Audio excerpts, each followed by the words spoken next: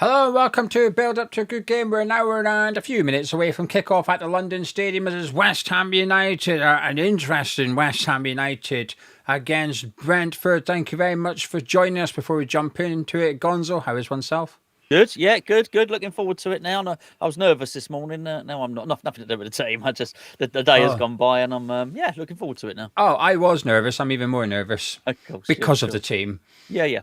Shall we read it out? Let's share the team. Let's share the team with everyone. I think people already know, and usually I can do this from memory. I need a graphic to come up just for reassurance because it's that interesting. In goal is Alphonse Areola. At right back, we've got Kyle Walker-Peters. In centre back, we've got Todibo and Kilman, with Ollie Scarles at left back.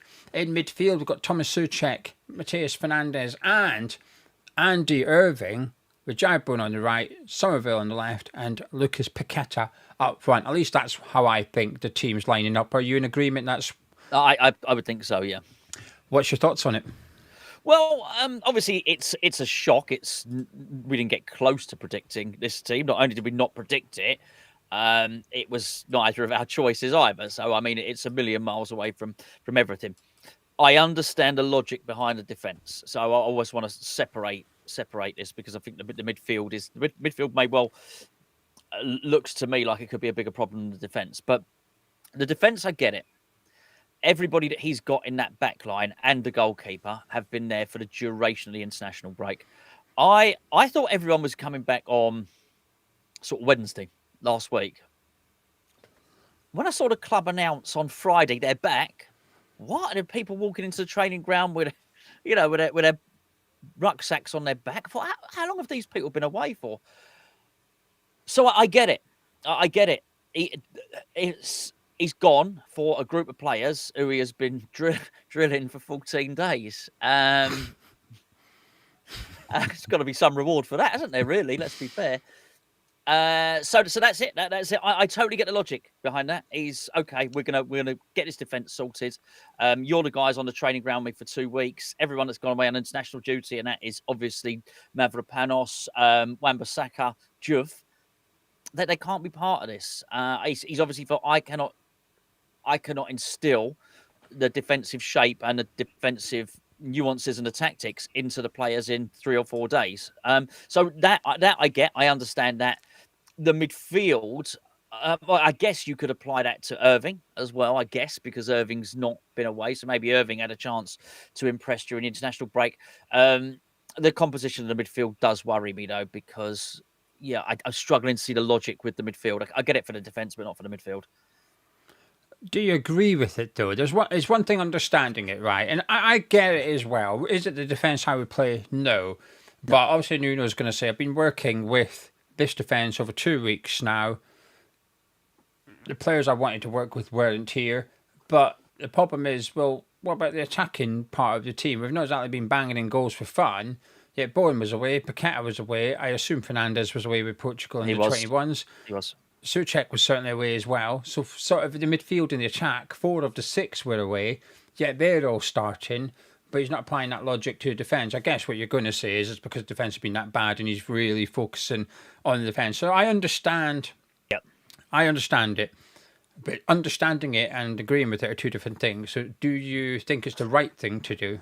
Yeah, listen, I don't want to sit here and be an apologist for it. I'm just saying I get it, which I know you understand that. What I would say, mitigation for the attack, I think even he would have just been left with Callum Wilson. Even Marshall was away with Northern Ireland. So I think even Guilherme was possibly away with the Brazil under-20s. I think he had nobody there. So I do think he quite possibly was only dealing with that defence. I think they might have been the only people that were there.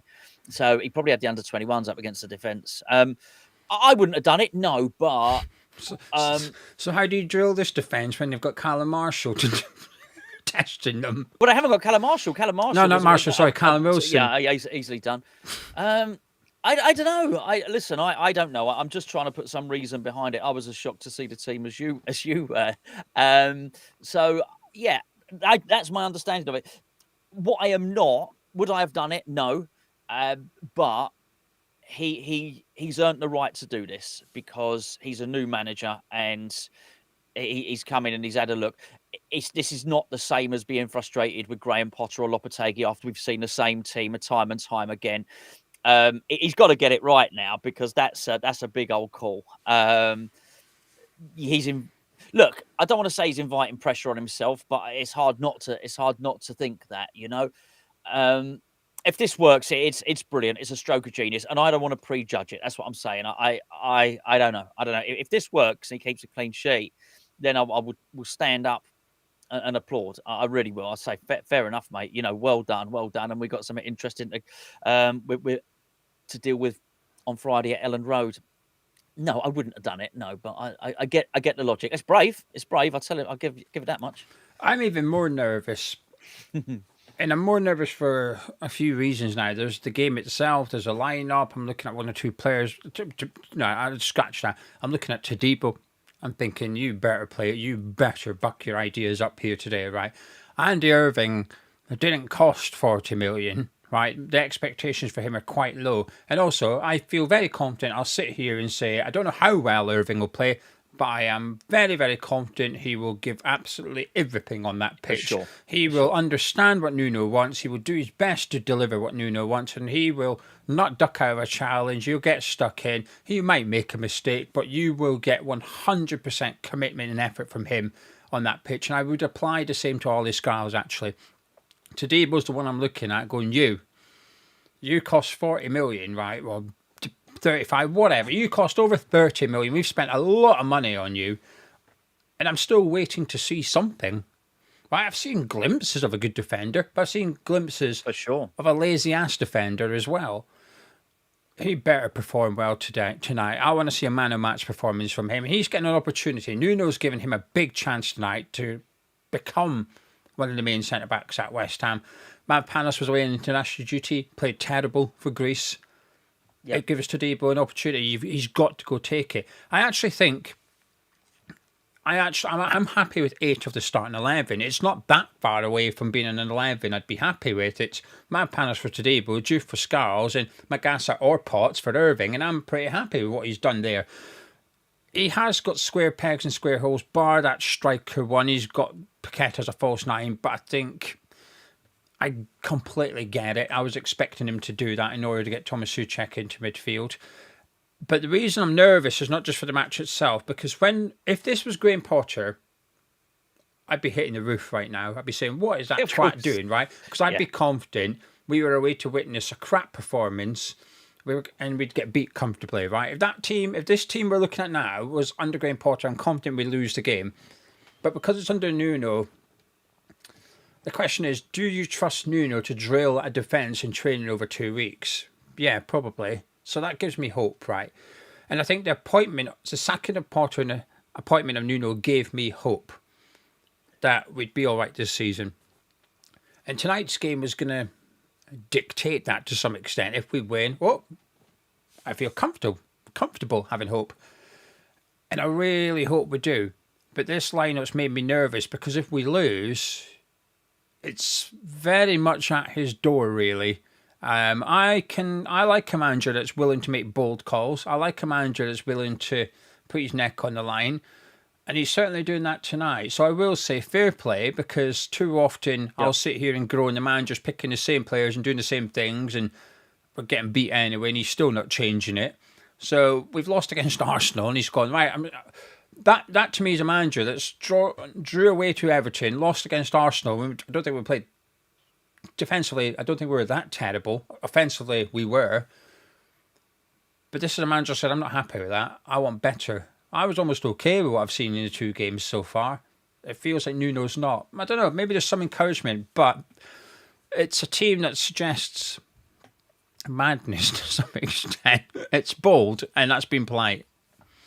Yeah, it is. I mean, this is tough, because he hasn't built any credit, but he's not built any debt either. There's no negative credit there with him. So, as I say, he's earned the right to do this. He's earned the right to have a look and do what he decides is best. I do get that. I do understand it. I actually would. I make the argument. I actually think Scarles is a better tackler than Juve as well. Now Juve has got all that other stuff going in his favour, but Nuno's already said whatever it was last week, I don't want to say he said he didn't care about the attack. He didn't quite say that, but he made it clear that his priority was defence, which is just as well because I don't look at that team and I'm looking at it now. That team doesn't scream goals to me. Well, okay, but it better scream a good bloody defence then. That has to do the job. He has pinned his colours to the mast there, and I'm quite sure when he's asked about the team selection, he's probably being asked right now by the Sky cameras as we're recording this, Gio. He's probably doing an interview now. I wouldn't be surprised if he's saying exactly that. I had a chance to work with these players during the international break. The other guys were out on international duty. And I get it, I really do. But when you do that and you make that decision, this defence has to work. It has to be really stingy, tight, horrible, mean, nasty defence. Not offering up a shot on target to the opposition and all that stuff.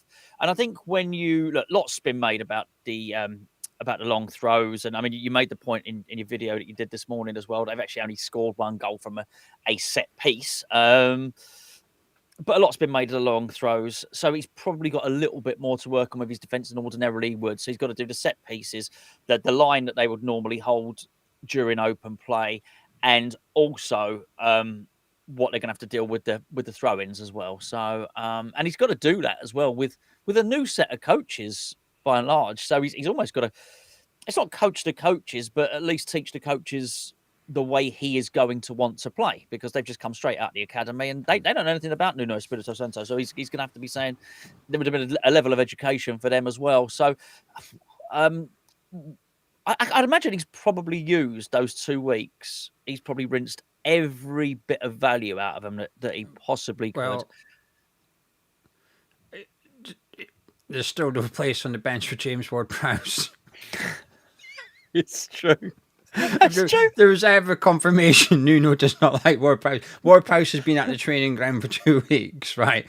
So off the back of that 2 weeks, Irving's in the team, Tadebo's in the team, Scarl's in the team, Ward-Prowse isn't even on the bench. I hadn't even thought. Even I'd forgotten about him. How fickle. Yeah. James Ward-Prowse, the new Swedish midfielder. Yeah. The bench for West Ham is on the bottom of the screen. Hermansen, Juve, Mavropanos, Wan-Bissaka, Mikasa, Potts, Rodriguez, Wilson, and Callum Marshall. No Ward-Prowse and no Guilherme, as Gonza mentioned.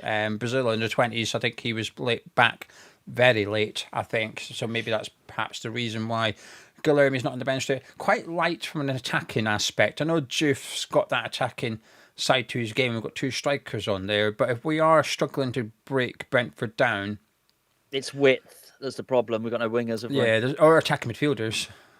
Yeah. There's no one to come on. As you said, Carl Walker-Peters. Yeah, there you go. You could move him up onto the right wing and see what he's all about. Anyway, that's the West Ham team. We're going to discuss the Brentford team in just a second. Then we'll turn to live chat and get interactive with you guys. The Brentford team in goal is Kelleher, and they've got back four. There's a change to their defence due to an injury, which may help Brentford at set pieces.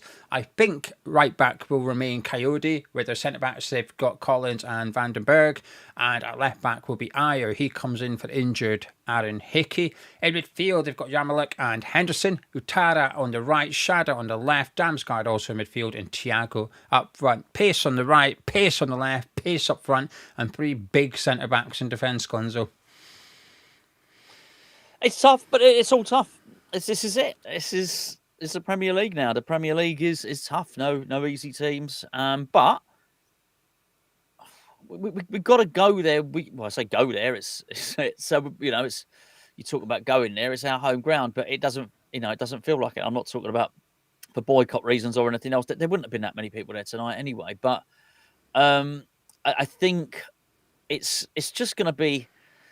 We've got to have a bit of belief. They've still lost arguably their 3 best players during the summer, and they've lost their manager, and they've appointed someone from within the ranks. We're screwed if we're crapping it against Brentford. Then we're screwed anyway. We've got no ambition. We need to turn up today, and we need to win. Yeah. And we need to be confident of doing so. And it doesn't. This is what I mean. Do I like the team? No, but that doesn't matter. But for this point, you made the point. This is not Graham Potter. This is not Graham Potter picking his team. This is a new manager. And do you know what? The main thing is that he and his team are confident. And if they're looking around each other in the dressing room and they're saying, well, hold on, we know what we're doing here because we've been practicing this stuff, and they're confident of beating them and they think they've got the secret and the tactical key to beating them, then absolutely fair play. Fair play. Honestly, if he does this, it'll be be like that time when we locked up Grealish when Moyes, remember Moyes played Fredericks as the right winger and we locked down Grealish. Remember that one? And everyone was saying and the build up, what was this doing? This is absolute madness. And actually it turned around, it was really, really clever bit of stuff. So, you know, if he pulls this off, he deserves all the credit he gets. You've had to go back 4 years there to find an example. Yeah, might have more to do. I know what you're saying. There's a lot of blind faith in Nuno tonight here. You know, it's sort of preventing me from going over to the side of pissed off with this team. I think reading the chat, a lot of people are pissed off with the team, and I get it. It's not that I don't. A lot of people suggesting it's because we're playing Leeds on Friday and there's a quick turnaround. Maybe that's playing its part. I'm not convinced. I think it's just the fact that he's had them on the training ground and that's why he's going with them, and it's an opportunity for them to keep the shirt. But then, is that true of Walker Peters? Because I would argue he didn't do anything wrong, and then he was dropped to the Arsenal game and Wan-Bissaka came in. So maybe there is a little bit of an element of rotation or something. But he's certainly gambled tonight with this lineup. The easy thing to do would have been to stick with the team and just put someone in place of Fulkrug, whether it's one of the strikers or you put in Souček and you move Paqueta up front. That would have been the easy thing. Like I said, win, you're a genius. Lose, and it's your fault. Yeah. So it's fine bloody margins tonight on Nuno, and I think he's just made it on his shoulders. The bench for Brentford is as follows. Vladimirson is on goal. Not on goal. He's on the bench, but he's their keeper that's on the bench. Alongside Rico Henry, Pinnock is also on the bench with Jensen and Nelson. Cavallo's on the bench with Onyeka, as well as Lewis Potter and Janelt. So a lot of experience on the bench for Brentford. I think in regards to their team, yeah, their wingers worry me a little bit. Both really quick. Shada and Utara really, really fast, and they like that long ball over the top. I say the long ball, that's harsh. That quick pass over the top of your defence, they like it. Getting it into when you turn over possession quickly. Henderson, Yarmouk, whoever it is, they like to try and get over that defence and get their attackers running onto it, and that's something we're going to have to be wary of. But if Ayer's playing left back, well, actually, even if he's playing right back, whichever side Ayer's on, that's who we've got to target. I'd be saying to Bowen, you've got to be spinning him. You've got to be taking him on. He's quite clumsy. He's quite slow. He is big. He is strong. He's a very experienced centre-back, but I do think he's their weakness here. And if Ayer's playing right back, I'd be saying to some of them, if he's on your side, you've got to be going at it, and you've got to be taking this guy on. Whoever's up against Ayer has to try and batter him tonight, and I think we've got to be trying to get the ball out to that person as much as possible. Almost, you might think, oh, let's get the ball out to Bowen as much as we can pre-match, but if actually when the game kicks off you realise Ayer's right back and Coyote's left back, you've got to be able to change your tactics very quickly. So, right, your tactics should be get it to whoever's up against Ayer, not necessarily down one side in particular. Certainly have variation in your play, but I would certainly be targeting Ayer as much as I can here and just test him, because we've got two direct wingers.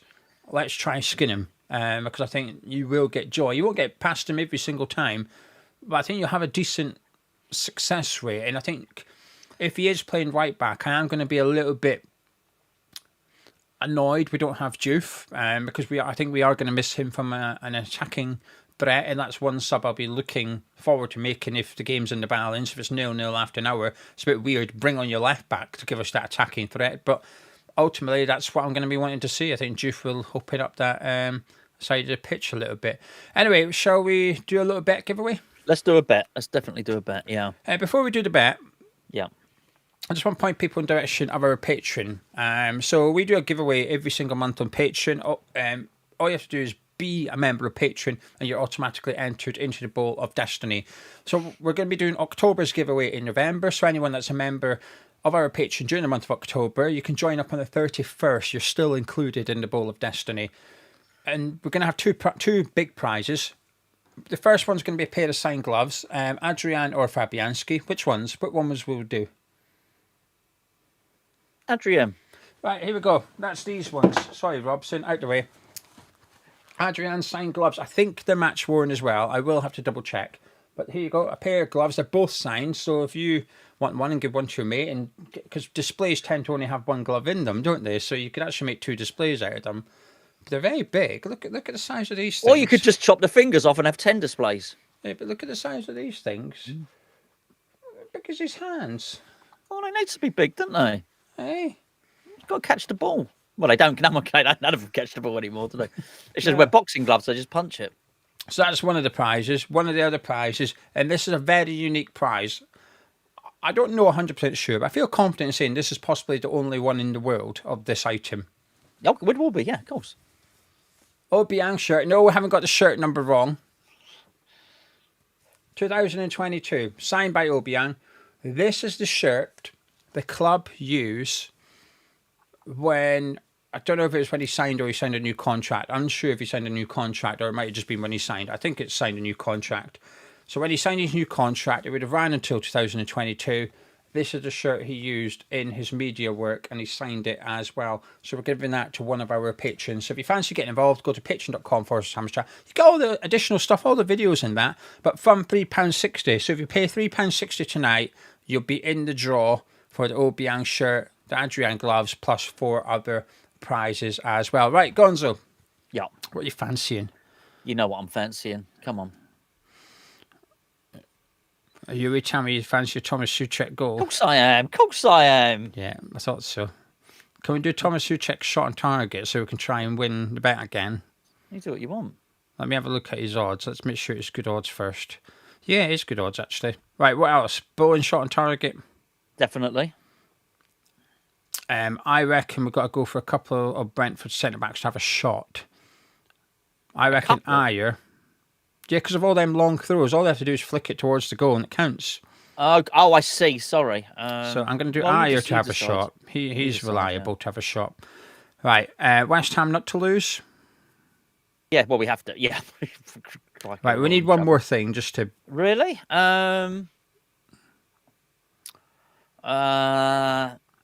Could you do that thing where it's like a half time as well? So not at any point are we losing. Half time we're not losing, full time we're not losing. Maybe that one. No, you could do us a drawing at half time, but then if we're winning at half time, you've lost the bet then, haven't you? Oh, right. Oh, that's clever. Yeah, I like your thinking. You've done this betting stuff before.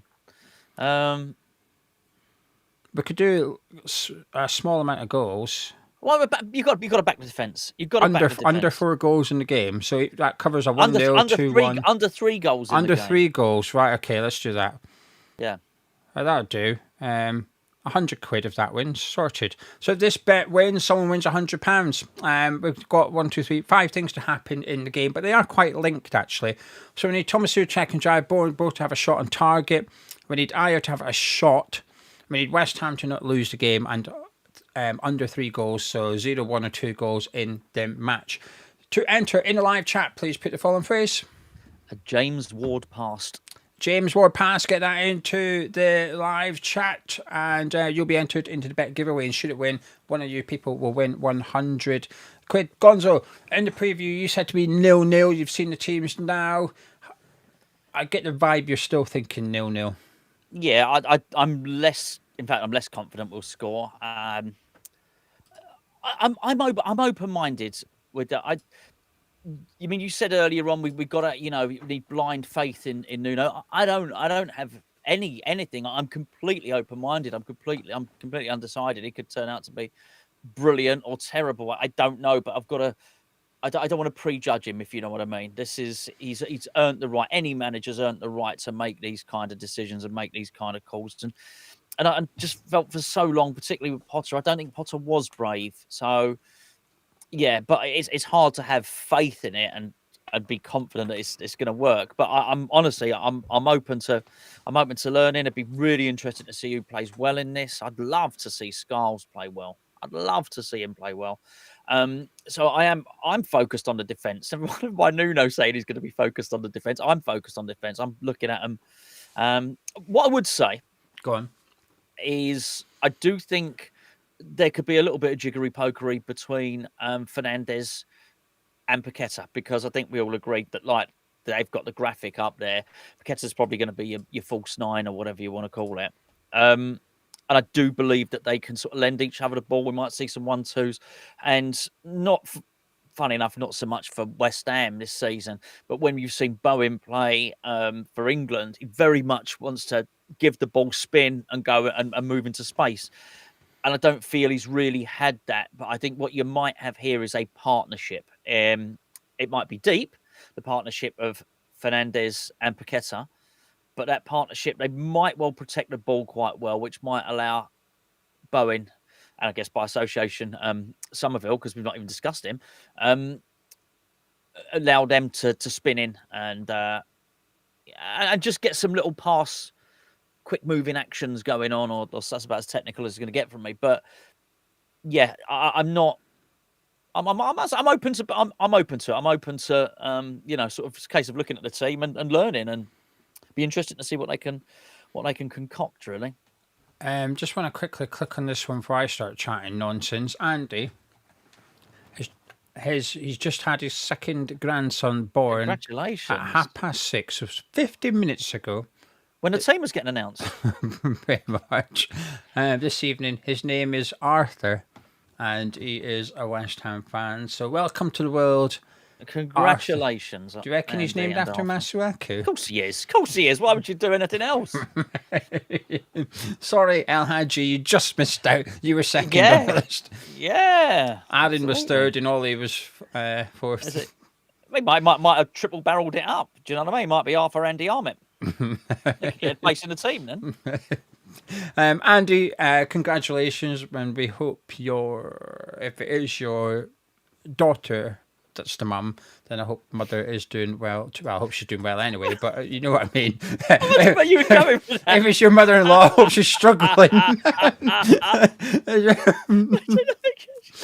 Regardless, I hope the mother's doing well. If it's your son that's given birth, I hope he's all right. Yeah. What I meant was, if his child was the mother, then I hope she's doing all right. But regardless, I hope she's doing all right, regardless of whether it's his. I'm just going to shut up. Shall I just move on? Good stuff. For people asking about the stadium, we don't know. I do actually have Monday Night Football on, but it's Monday Night Football, so for the first hour, they don't actually discuss the game they're going to be watching. They discuss. No. So they've been discussing Postecoglou at the minute, and they're now talking about Liverpool, Man U. I'm watching clips of. Well, I'm not watching it, but that's what's on the screen at the minute. So. I don't know, but I'll tell you. To be fair, it would be empty 40 minutes before kickoff. It's going to be empty anyway. Yeah. Jimmy is a Sunderland fan, and he said Masuaku is bloody awful. Sorry. I said sorry. He is. I'm not. I don't apologise. You got 14 points, Jimmy. You can indulge Masuaku up there. Yeah, he is awful. So I watched him when they played Nottingham Forest. Even though they won, he had a stinker of a game. But anyway, right then, what I was going to say something about the team. Oh, there's something's going to have to give in this game, because I think both managers would ideally want to play the same way, which is to sit back, soak up the pressure, and try and hit them on the counter attack. We've got our front three of Bowen, Paqueta, and Somerville. They've got their front three of Vichara, Thiago, and Shada. Then both managers say, "Go on, then test my defence a little bit." But statistically, it sort of balances out. But something's going to have to change, because we've got no points at the London Stadium so far this season. Brentford have got no points on the road so far this season. One of those defeats coming to Nuno's Nottingham Forest. But in terms of shots, Brentford have taken the second least amount of shots per game in the Premier League. West Ham are fourth. So while they're shot shy, so are we. However, Brentford have conceded the fourth amount of shots per game. We are second. So neither have got a great attack and neither have got a great defence. So it's not...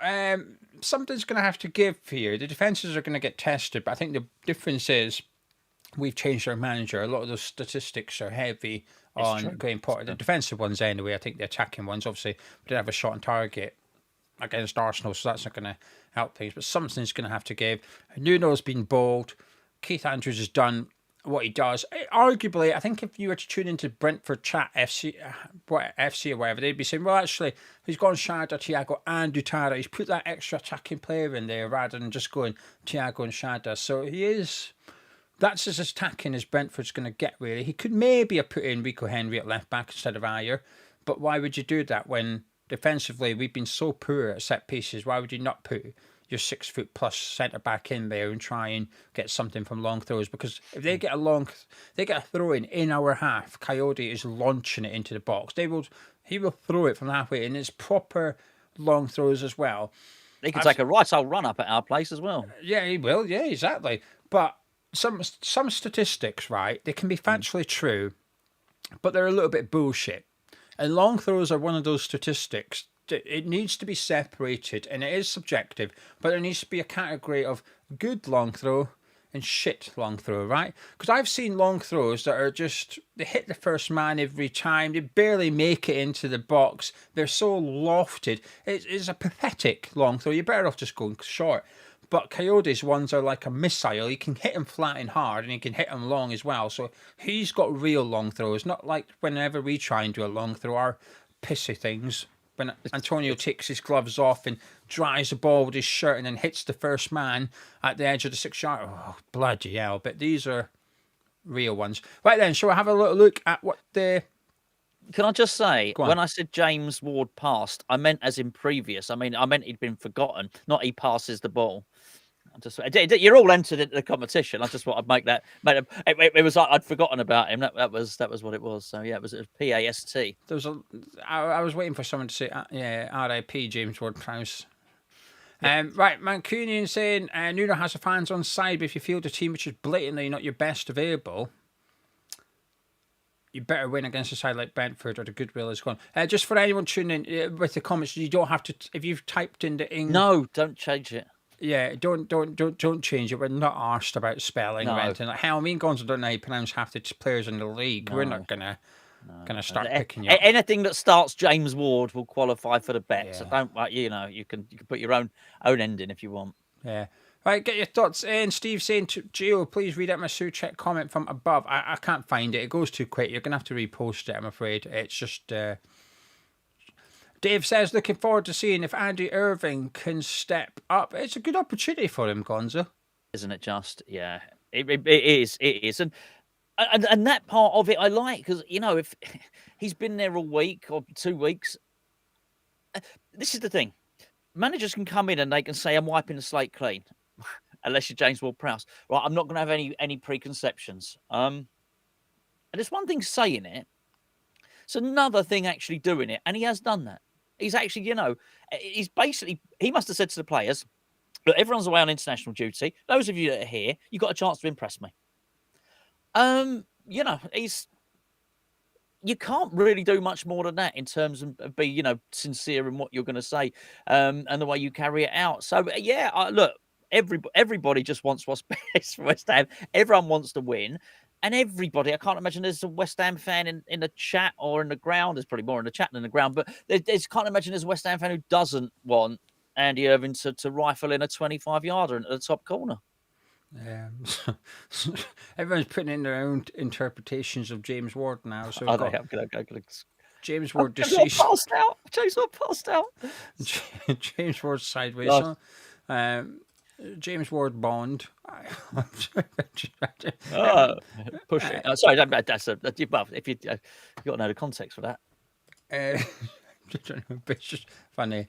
Stevie saying not against Thomas Suchek being included for his aerial prowess in defence, but slightly concerned that Irving is starting ahead of Potts and Regassa. We could get exposed in the middle of the park. We could. Sorry, I'm sorry, Stevie Ray. Stevie Ray Vaughan, is that Stevie Ray from Stevie Ray Vaughan? What a guitarist, but not anymore. But brilliant. Sorry, these are good. This is good. This is good stuff. Go on, click on it. Go on. I can't see. Well, no, all of them. I'm just reading all of them. It's not particularly one. Hold on, James Ward, Pate. It's brilliant. It's so obscure. Fantastic. The only difference is you can spread Pate, Ward-Prowse don't spread anything in the middle of the page.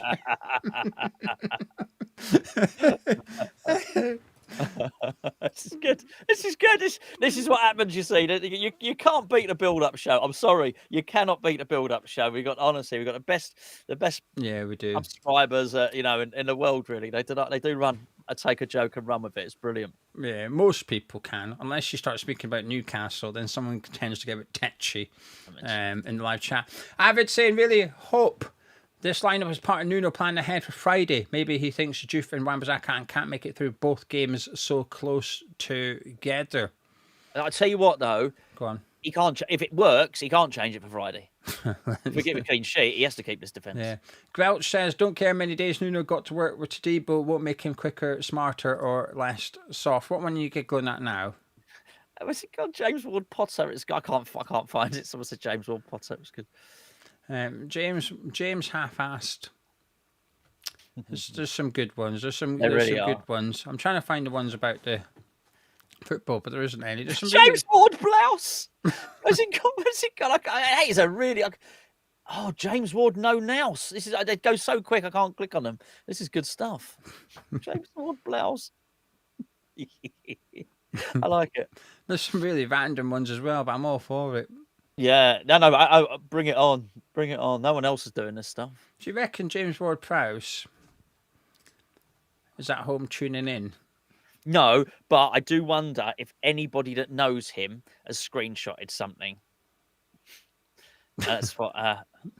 Because remember, that's what Anton. Do you remember Anton said that on a Patreon podcast? We said, "Do you reckon this player would hear about that?" He went, "Well, not straight away." He said, "But everyone would be screenshotting stuff and sending it to him." As a bit of an awakening moment. Why would footballers not use WhatsApp and stuff like that? But it was a bit of a an epiphany, really. Obviously, Potter got asked about his face swap thing, but there was one during the week, and this fake account on Twitter said that Jacob Ramsey had got lost in a maze and had to be rescued, right? And the journalist asked Eddie Howe about it, and he said, "Oh, have you seen apparently Ramsey?" So Eddie Howe started laughing. He said, "Yeah, I had seen. I did ask him, but no, it's not true."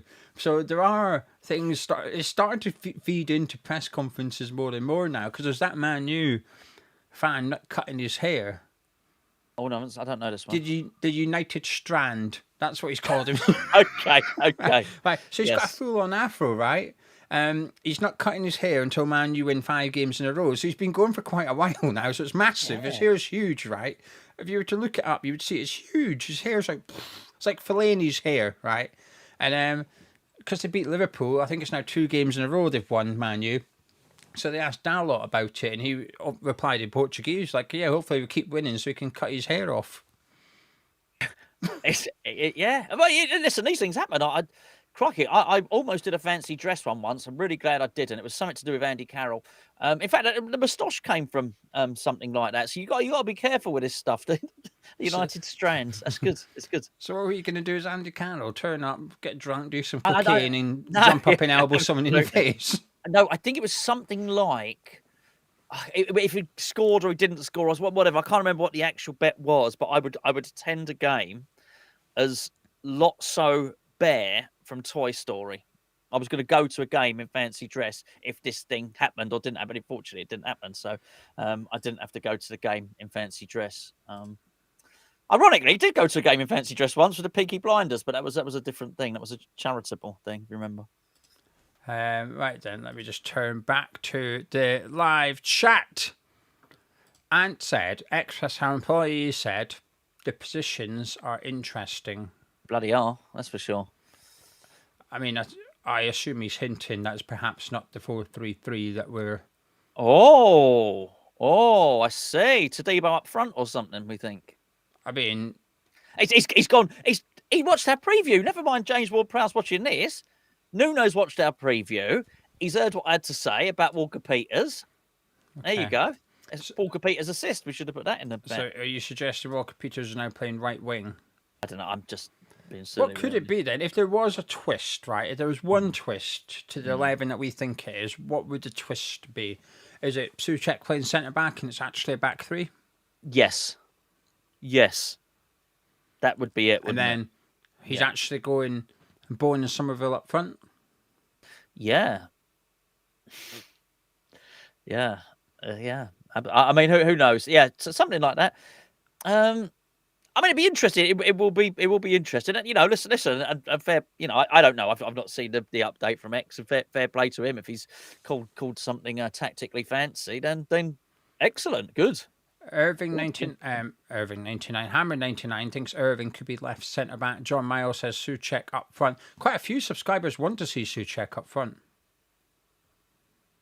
Oh, I'm actually looking forward to it. I'm here to be pleasantly surprised. So, Or maybe we're right about the team, and X thinks it's interesting. yeah, that's it. Yes, just the selection is interesting. Maybe I don't know. Without seeing the update, I couldn't know exactly what he said, but yeah. Hey, the whole thing is interesting. To be honest with you, it's just a team selection. The players he's chosen to leave out is fascinating, really, isn't it? Let's be honest. So The whole thing's just scary as far as I honestly, it's made me really nervous for tonight's game. Anyway, Gonzo, we're going to let you get off in just a second. Anything you'd like to add before you disappear? And are you sticking with that 0-0 prediction? I think I'm going to stick with a 0-0, mate. Yeah, I think I'll stick with a 0-0. No, I just think it's going to be fascinating. The first 2 or 3 minutes, I'm going to have to dig my whiteboard out and my marker pen. I'll be like everybody else, trying to work out who's playing where and stuff like that. So Ant's done an update now, so he's let me just click on this for us. So he said it's on Twitter. I don't think it reads like the players; it's the positions. Okay, well that's cool. We're going to take Ant. The players are interested. So maybe they got some. Yeah, players are in different positions, or they're going to be some total football or X something. said last I heard there was going to be a lot of rotation of positions. Oh, total football! See, total football. There you go. Carl Walker Pizzas. He's the total footballer. Yeah. There's only so much rotation you can do, though. If it starts with that, if that's your base, that's your foundation, right? Yeah, okay, Paqueta could end up on the side and Bowen up front for a bit or something, but there's not loads of... you're not going to start putting Kilman in centre midfield, are you? Right. So the back four ain't going to change. Nuno, is he? Let's be fair. He's not that. He's not going to do like what Pep did when he got all creative with the fullbacks, is he? Is he? No. This is the most one of the most regimented. They put up at the start of Monday Night Football before we went live. Obviously, because of Dyche going to Nottingham Forest, they took up Postecoglou in Dyche's full season at Everton statistically, and they're worlds apart. And then they brought up Nuno last season, Dyche his full season at Everton, and the numbers are not far apart. And do you know how many in an entire season? Do you know how many passing sequences that Nottingham Forest did last season? 38 games under Nuno that had 10 or more passes. It happened twice. 6. All right. 6 times in the whole season. I don't care. It bores me to tears. There's too much passing around. You 10 don't like passes. I don't like it. I never have done. Never have done. Forget it. I don't mean long ball. Just bang, bang, bang, wings. Get it across, and you go. Lovely. I like a mix. Pardew style. Come on. I like a mix. Anyway, right, Gonzo, thank you very much. Enjoyed everyone. the game. I'll look forward to your review afterwards, and I'll catch up with you tomorrow morning with the player ratings. But probably be lunchtime, just to give everyone for the player ratings. Probably be lunchtime. We've got secret squirrel stuff. Let's make it sound more exciting than it is. But yes, player ratings on Patreon tomorrow. Looking forward to that, mate, and I look forward to your review. Right, we'll catch you in a bit. Thank you very much. Right, he's gone. That's him gone. It's just me and you guys now. Right, give me a couple of minutes. Let's get rid of that earpiece. I don't need that earpiece, headphone. I don't work in TV production. Let's get the earpiece in so I can hear. Don't need to hear anything. No one's in the room except for me. But just in case someone starts breaking into the house, I will be able to hear and probably panic and do nothing about it. But it might be good for views that if it's like, hey, watch this Scottish guy. His house got robbed while he was live on YouTube. He heard it, but he didn't move. Right, okay, let me shut that down because that's the bit where Gonzo was on. Don't need that anymore. Right then. Got a shout out. Now, this isn't a promotion. This video is not sponsored by this person. Let me get this out. That's for me. That's mine. I've got something here. It's a shout out. But it kind of is a little bit of a sales pitch because here's what's happening. Got this from Canning Town Len, hand painted by Canning Town Len of Decanio. So you can get by Canning Town, there you go, look Len. Canning Town Len is doing paintings this size. And you can ask him to paint anything you want. It doesn't have to be a footballer. It can be a footballer. It could be a loved one. It could be a pet. 99 quid. £99. That includes shipping in the UK. Go to cantownline.com. and you can get your painting. There's also a link to one of Karren Lyon's tweets in description below. If you're on Twitter, go retweet it, because if West Ham win, he's going to give away a painting. So it's worth getting involved, but there you go. So what I'm going to do, I'm going to get this signed by Paulo Di Canio. And I think we're going to try and sell it, to be honest with you, to get some money. So hopefully we will be selling a signed Paulo Di Canio painting very soon. But if you want to get a painting by Karren Lyon, go to KarrenLyon.com, and there's a bit there that says 99 paintings. Just click on it. Right then, what y'all saying in the live chat? Let's have a little look. Mark saying it's a crazy lineup. I kind of love the shake up and hate it at the same time. Just want to say a massive thank you. Oh, this is from the last one. They're from the last one. What's going on here? These are the ones from today. Pitsy, thank you very much for a £2 super chat, saying love the content from myself, Gonzo and Frankie. JP, thank you for the £3 super chat. And also Adam, thank you for £2 super chat, saying can we say happy birthday to Dano? Sorry, Gonzo's gone. I'll leave these till Gonzo disappears. But Dano, happy birthday. Hope you've had a fantastic day, and hopefully we can top it off with a nice West Ham win. Thank you for the super chats though, because if we get enough super chats, there'll be no adverts in the next watch along, which is on Friday against Leeds United. But there's no super chats on tonight's watch along, thanks to people that donated in the previous game against Arsenal. Gareth, I promise you that is the real lineup. Simmons saying 2-0 win. Bowen and Fernandes. Chuffed to see Scarles back in the 11. Charles saying Scarles has got to go for it tonight. Mark saying think it will be a tight game with a few goals. Think we will win it 1-0 with Bowen scoring. Talking Ball said the weather will put a lot of the protesters off this evening. It's been crappy. The protesters aren't going though. The protest tonight, talking, is a boycott, so arguably the weather would help them. Aiden, would I get a rival fan? No, it's because of what we do with how we do the live watch along and stuff. There's a lot of moving parts, and you go into a different area and stuff like that. What you see on the screen isn't what Gonzo sees. I've got two cameras, so how you see me, Gonzo sees a different angle for me. It wouldn't work. There's too much moving parts, so you're stuck with me and Gonzo. I wouldn't want to change it. Alan said one thing's for sure, and that is that Nuno isn't picking players based on reputation, and I like that. Mr. Tanner saying, unfortunately, he could see there being a need for changes at half-time. What did Michael Levy Jr. say? I don't know. I can't see it. I'm going to continue. Jonas saying, why is Igor not on the bench? I actually missed that he wasn't on the bench, I'll be honest with you. Michael Levy Jr. saying, I think you were spot on in the breakfast show. Nuno's preparing for African Cup of Nations and losing the players. Also had more time to work with these players. I fancy an Irving free kick. Kevin saying 0-0 half-time, then bring on a slightly better team. Do we have a slightly better team? Maybe Potts into midfield, Juve into left back? I don't know. Not too sure. AD says, I can see 3 goals for some... Oh, okay, but what is that? 3-0 West Ham? 2-1 West Ham? Hopefully, you're not going to predict a Brentford win, but let us know which one. Nigel saying, interesting lined-up. Paqueta may prove good up front. We've got to try something, haven't we? I was expecting him up front, so I'm not too fussed. Stephen can't read the lineup. It's too small on a phone, so making up own team. I mean... I think that's how Nuno picked the team, to be honest with you, but I'll run through it just for you, Stephen. Ariola's in goal. Walker Peters, Taribo, Kilman, and Scarles are in defence. In midfield, we've got Fernandes, Irving, Souček. We've got Somerville left wing, Bowen right wing, and Lucas Paqueta in a bit of a false 9, or that's what we believe anyway. Mark says, could this be a bit of a master stroke? I'm whelmed. Charles has seen Scarles score 2 direct free kicks in the Premier League 2. I'm not sure he's going to get the opportunity in the first team.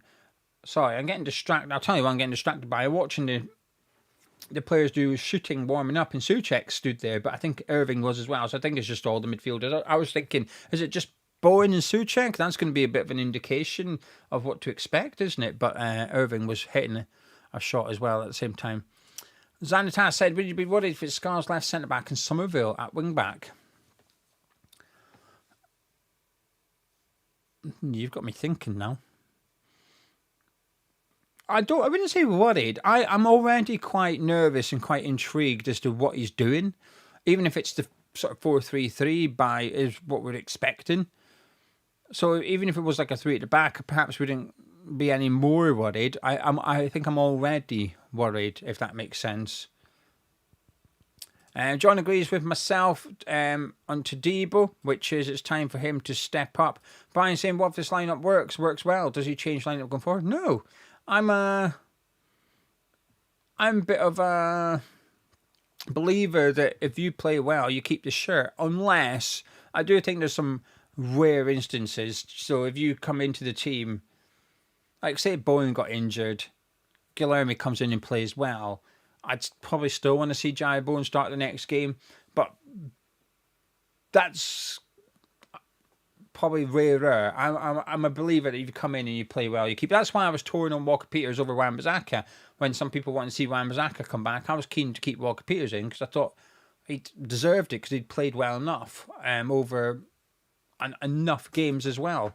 So no, if we win tonight, Brian, and we play well, I would be suggesting he keeps the team for the Leeds game. But it could be that 10 of the players play well and one doesn't do so well. Then you've got to be open to changing that one person in particular. Hopefully that makes sense and answers your question. Barry saying, I think he might be playing 2 strikers in Bowen and Thomas Souček. Charles says, just can't see this team working. Dean saying Irving's got great technique when it comes to shooting. Remember his couple of goals in pre-season when he suddenly appeared as a decent player. Scored a free kick as well. Joel's boycotting the watch along. Rude. Sad now. Demotivated. George saying, don't understand resting players if they'd been on international duty. We don't have that luxury. I don't think he's resting them. I think it's more that he was able to work with those not on international duty. So he's had 2 weeks on the training ground with the back four, whereas he's possibly had 2 or 3 training sessions with Wan-Bissaka, Juve and Mavropanos once they've returned on the international break. I think that's why he's done what he's expected. Christy's saying Souček, Bowen in a 4-4-2, and then obviously one of Fernandes and Paqueta out on the right. Woody says, whoever said Somerville at left wing back, Xantos, could be on to something. I mean, it could always be right wing back. Somerville could be right wing back, couldn't he? And then Walker Peters left wing back. He's played that role plenty of times for Southampton. It would give Somerville that get down on the right and cross it with your right foot rather than trying to cut inside or cross it with your left foot or something like that. God knows. We're all guessing, that's for sure.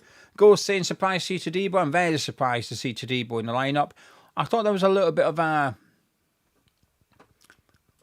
Todibo PR going on during the international break because we played Ipswich and it sort of come out that he'd played well and he'd been impressing Nuno and he'd been working hard in training. And I felt it was a little bit, I don't know, when I see these things, I take it with a pinch of salt. I think, all right, okay, of course he has, right? Maybe he has.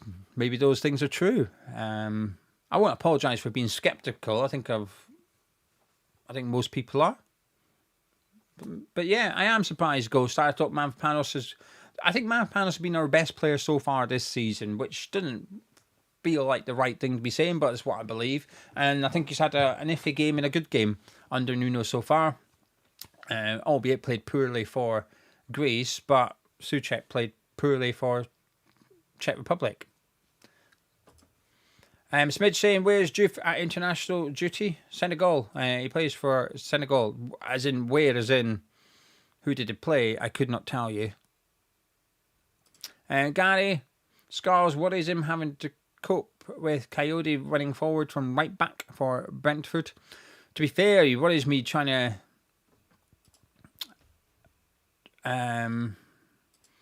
Mark Utara. I think Utara and Shada are both really direct, really quick. I rate both of them quite a bit. I rate Shada more highly than Utara, but I think he's impressed quite a bit since going to Brentford, even if I do think they paid a bit too much money.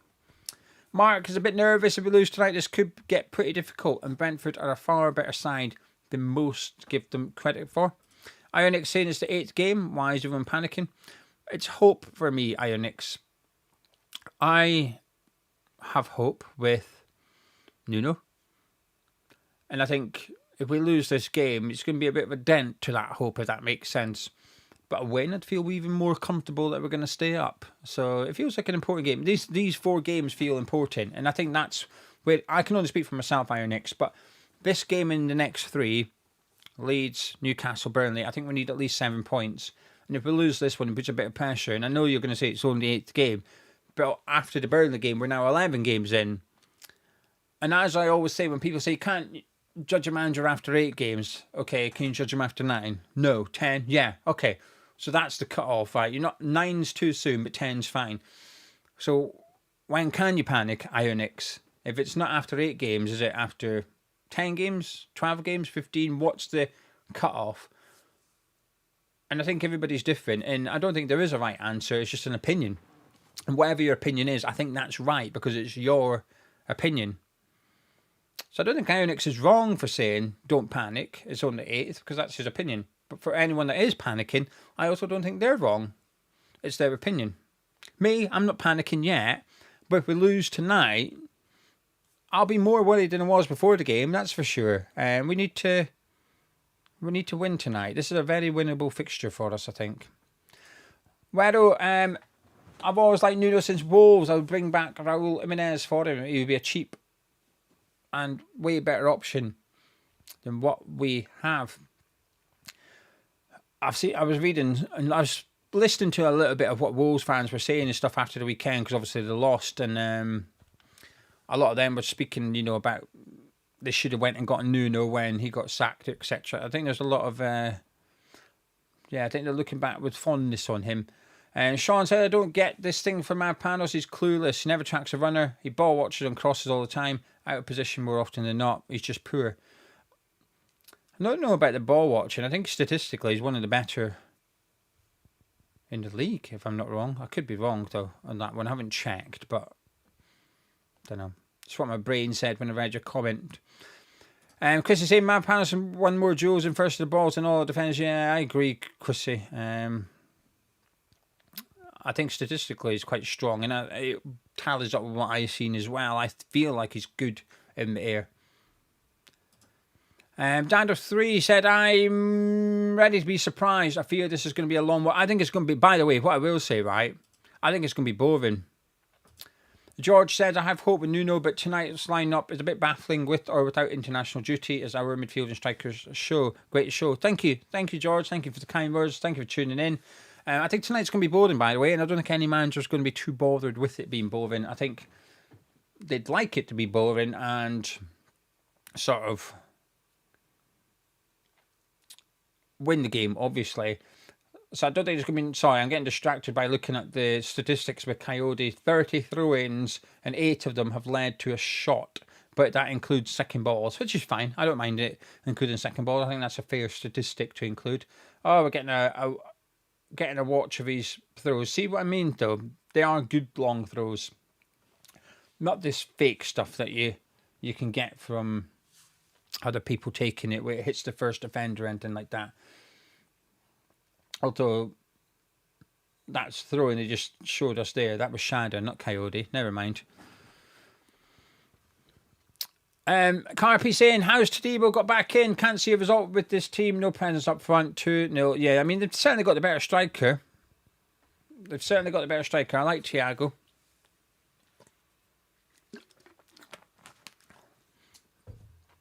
Chris is saying, Panos gets dug out because he gets through so much work, so he gets more chances to make errors, rather than a player that doesn't get involved and gets a 6 out of 10 for not making an error. To be fair, I've been quite critical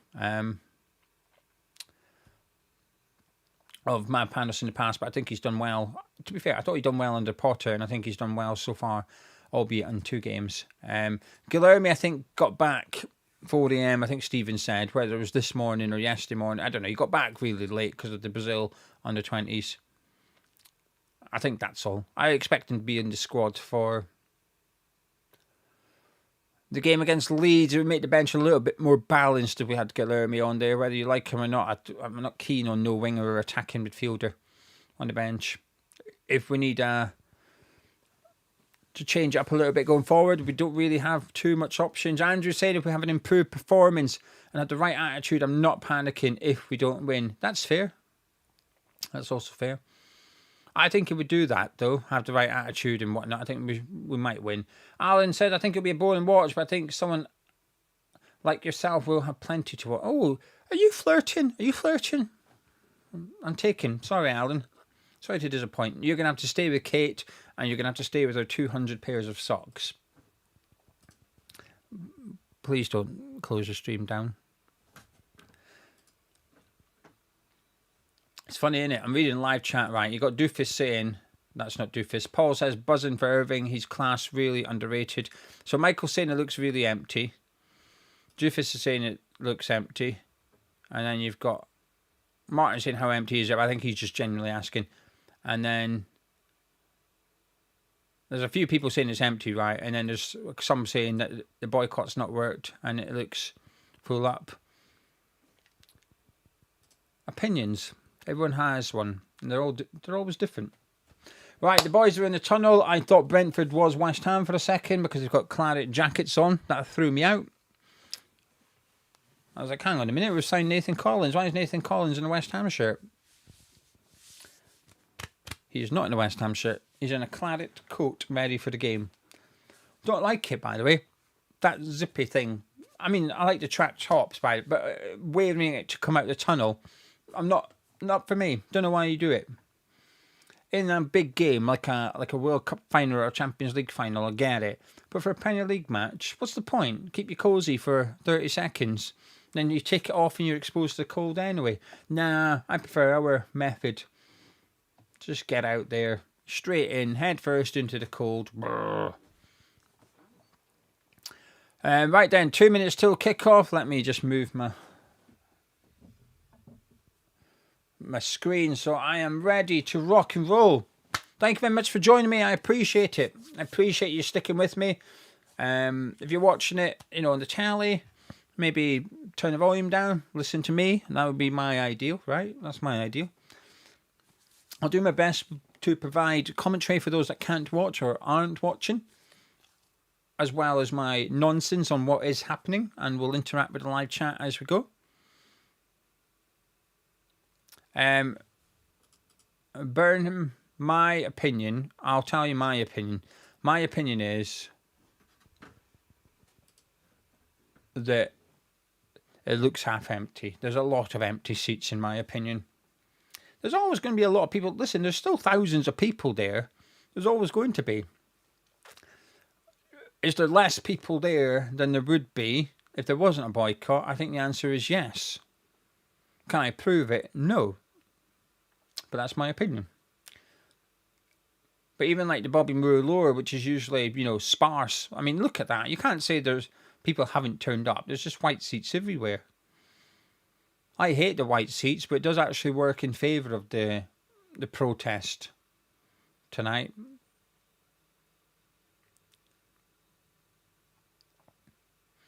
We'll get the real attendance. The club have announced it's a sold out thing, but we'll get the actual attendance through freedom of information, which we can get, but it's going to take months before that's available. I reckon there'll be 30-something thousand fans there. High 30s, low 40s, in that bracket, between 38 and 44,000, something like that. I don't know.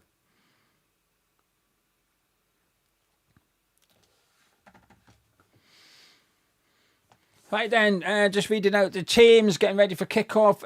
Just to be clear, I'm a little bit behind because I'm watching it on my iPad. I don't have a television in here, and I don't have a satellite dish anyway with Sky. So even if I was watching on my TV, there's still a little bit of a delay because I watch it through broadband rather than the actual cable.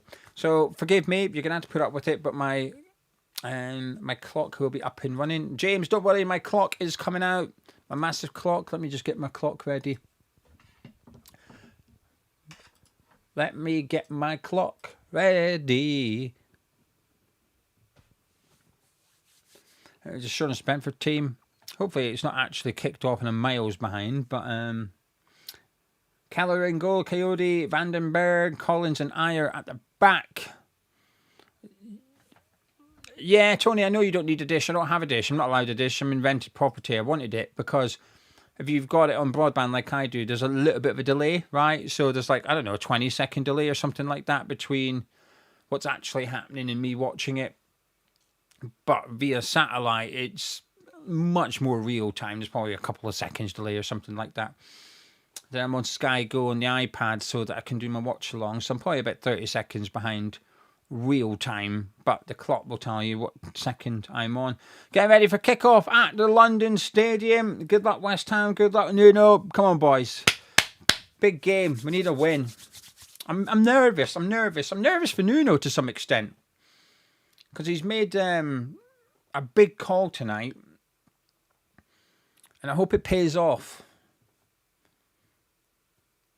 Yeah, Tony, we've got the same thing. I was one of those idiots that got a Sky Glass TV. Would not recommend to anyone. Even if they came along and said, hey, Gio, we're interested in a brand deal. We'll pay you some money to promote Sky Glass. I would say, no, thank you. I would not promote Sky Glass. Do not get a Sky Glass TV.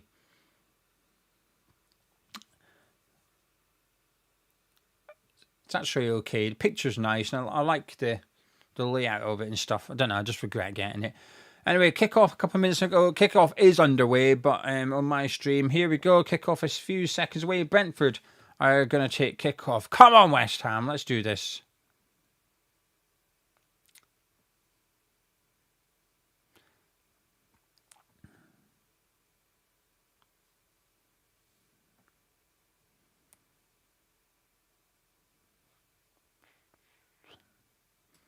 And we're underway. Right, come on. Come on, West Ham. I am nervous. They've gone long straight from kickoff, as most teams do. Somerville's very central. Somerville is not playing on the left anyway, and he's breaking away here. He's found Paqueta. We've got half a chance. Paqueta looks for Somerville, goes behind, and it's a corner. 20 seconds in, we've got a corner. Good break there by Somerville and Paqueta. Bowen, nice pass into Paqueta. Nice layout to Somerville, who was pretty central there. Interesting.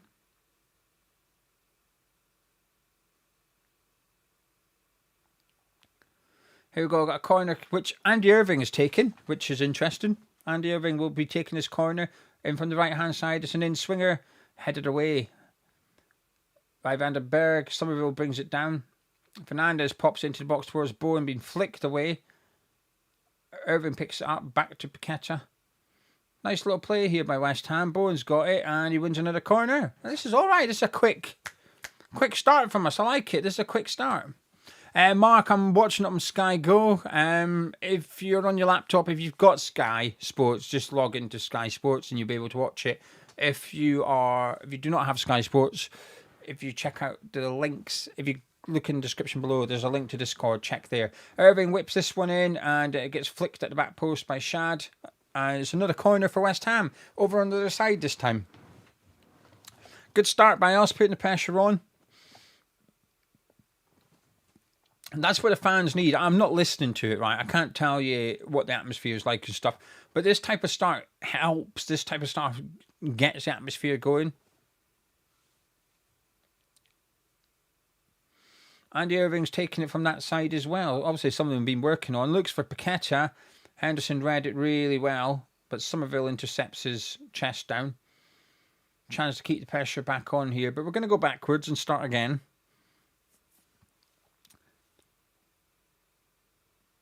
And we're going all the way back to Ariola just to keep it clever, I guess. Just trying to not give the ball away. Ariola does go long, however, looking for Paqueta, who flicks it on, and it will be a goal kick to Brentford. A decent start by West Ham, 2.5 minutes in. It's all right. And Dean, yes, he has gone with Paqueta as the false down. I'm just looking at it now. Because it's a goal kick for Brentford, I think we're going to get a bit of an idea as to what the setup is out of possession for the first time tonight. And you'll be able to have a little look at it. Sean, I'll tell you how I think the stadium looks. It looks about a bit more than half full. I reckon maybe 45,000 people there, something like that.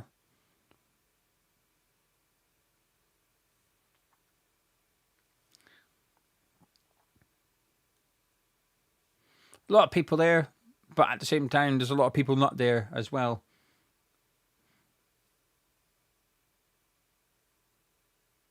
We participated in our own way, myself and Gonzo, because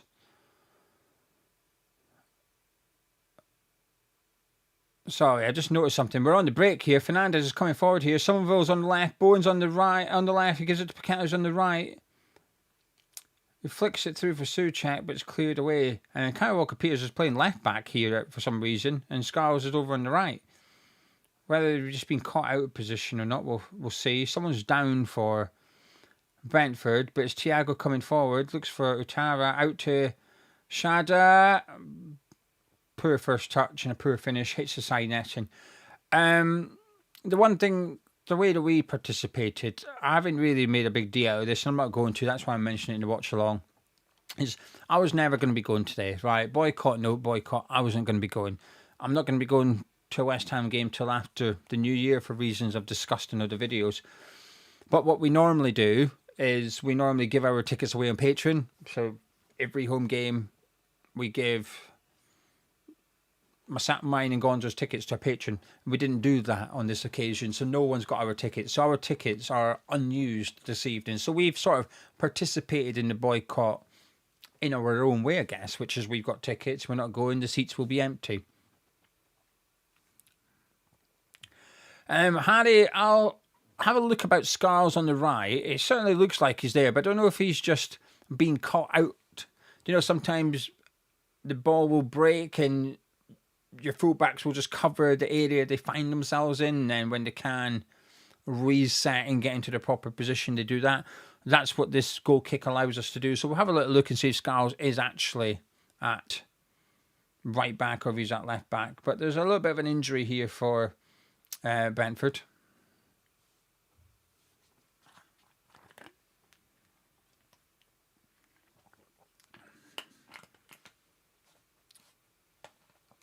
Coyote got trod on by Nathan Collins. He's up on his feet now.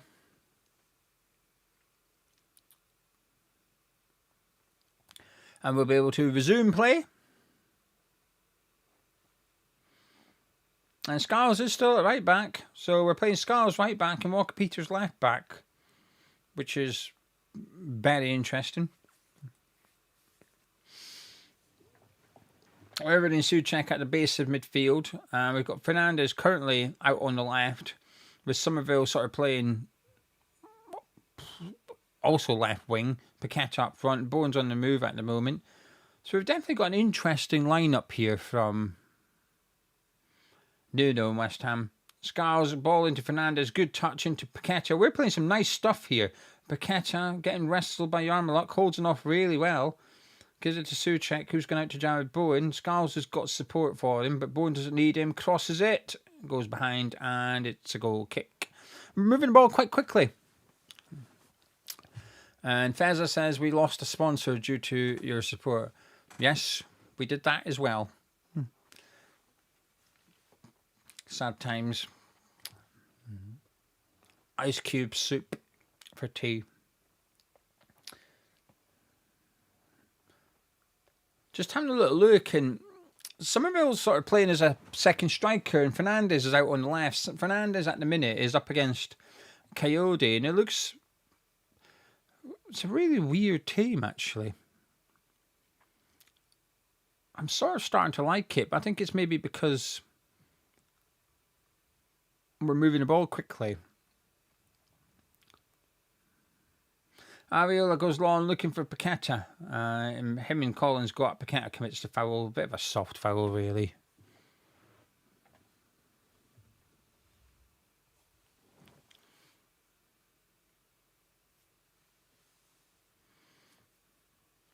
Brentford have taken the free kick. They're just holding on to the ball. To having a little bit of a breather for the first time, really, in the game. It's nearly 8 minutes in. But Coyote's got it here on the right. Gives it into Jordan Henderson, who's looking for Utara. He shakes away from Fernandez and looks for Coyote. Kilman does well to get there, but it's still in. It's Shada, and Areola gathers it up.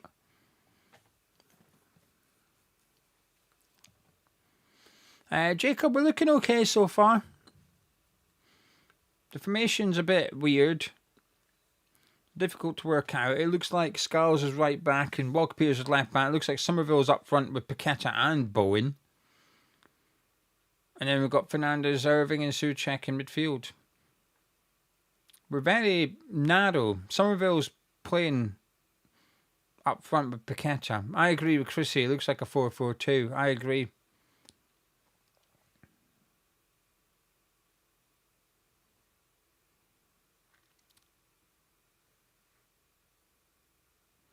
Coyote coming down the right here. You'll send this one in towards Thiago. It's towards Shada, who beats Skulls and is out for a goal kick. His third shot of the evening.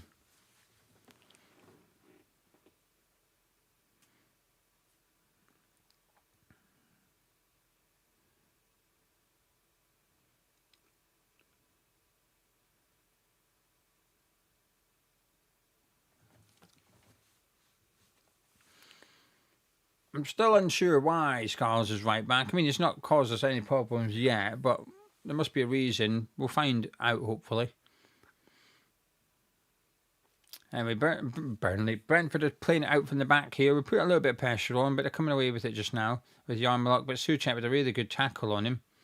And he finds Bowen. The flick didn't quite work, but Somerville goes in with Collins, wins it. It's Fernandez. Deflected.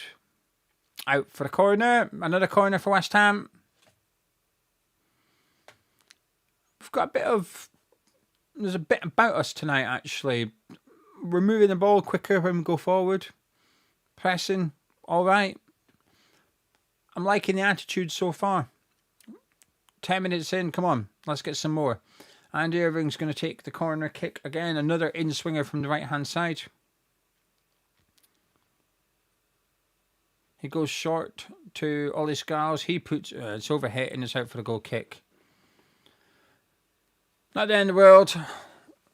I don't mind them short corners. I don't like short corners when they don't end up in the box, but when you've got a bit of a plan, which we do there, which is change the angle, I don't mind it. We tried something, didn't work. Not the end of the world. Go again.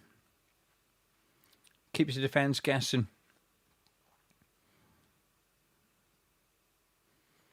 Brentford just building up here. Whenever they've got possession, Fernandez is right out on Coyote, which leaves Somerville to press with Paqueta from the front. Our midfield's quite deep though. You got Yarmulke and Henderson at the base of that midfield for Brentford, and only really Somerville sort of buzzing between them, and Paqueta's buzzing between the centre backs. But Coyote's got it at the minute on the halfway line out on the right hand side. Henderson with one of those balls looking for Ouattara, but it's well cut out by Walker-Peters and is brought down. Irving with a 1-2. Paqueta. This is a nice play. Out to Jared Bowen on the right. Up against Ayer. Come on, I want to see Bowen running at him a bit more. Come on. Get running at Ayer.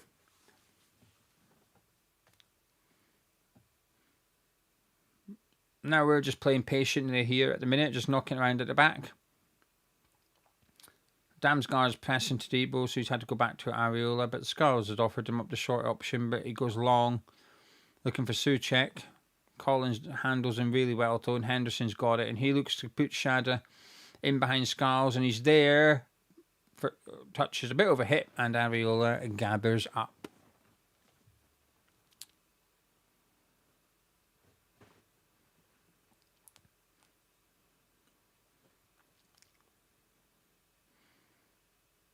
Van der Berg beats Paqueta in the air and it goes back to Ayer. Bowen pressing slowly.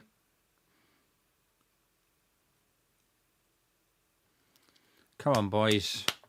It's a good start. 12.5 minutes in. I'm liking what I'm seeing so far. Fernandez with a really good tackle there. Just pinched Coyote. Somerville does the same as well. Good play by those two. I love that. Backing each other up, trying to press them up the pitch, not letting anyone just run through them. Kilman's coming forward here. Thiago's chased him. But Walker-Peters has got it. Bit of time on the ball here.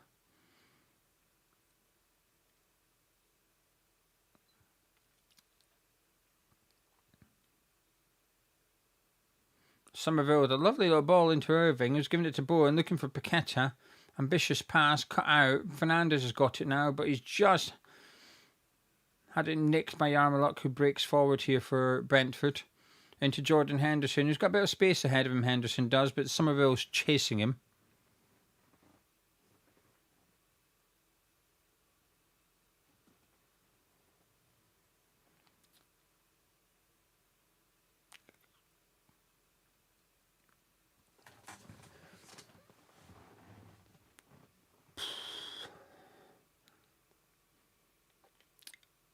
Coyote's got on the right. Brentford just enjoying possession, stringing a few passes together. We've sat off a little bit.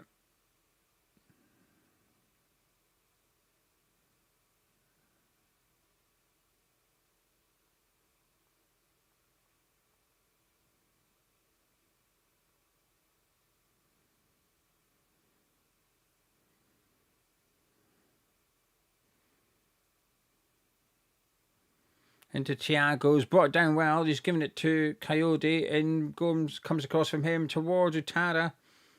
Shada picks it up at the back post, drops it back to Ayer, into Damsgaard. Brentford enjoying possession here for the first time in the match.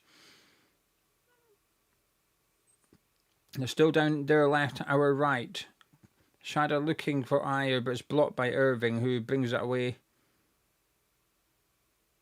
Held on to it a bit long there, but we've won a throw in.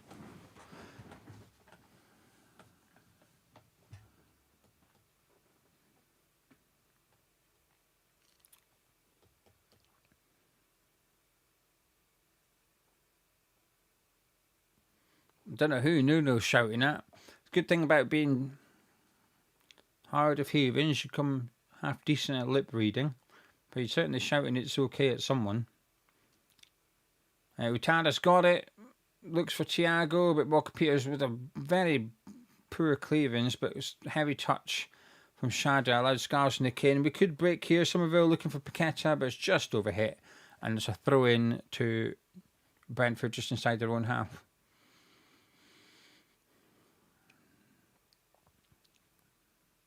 Now they'll look to build up again. We had a good 10-11 minutes or so, but Brentford have certainly enjoyed the ball more in the last 5 minutes now.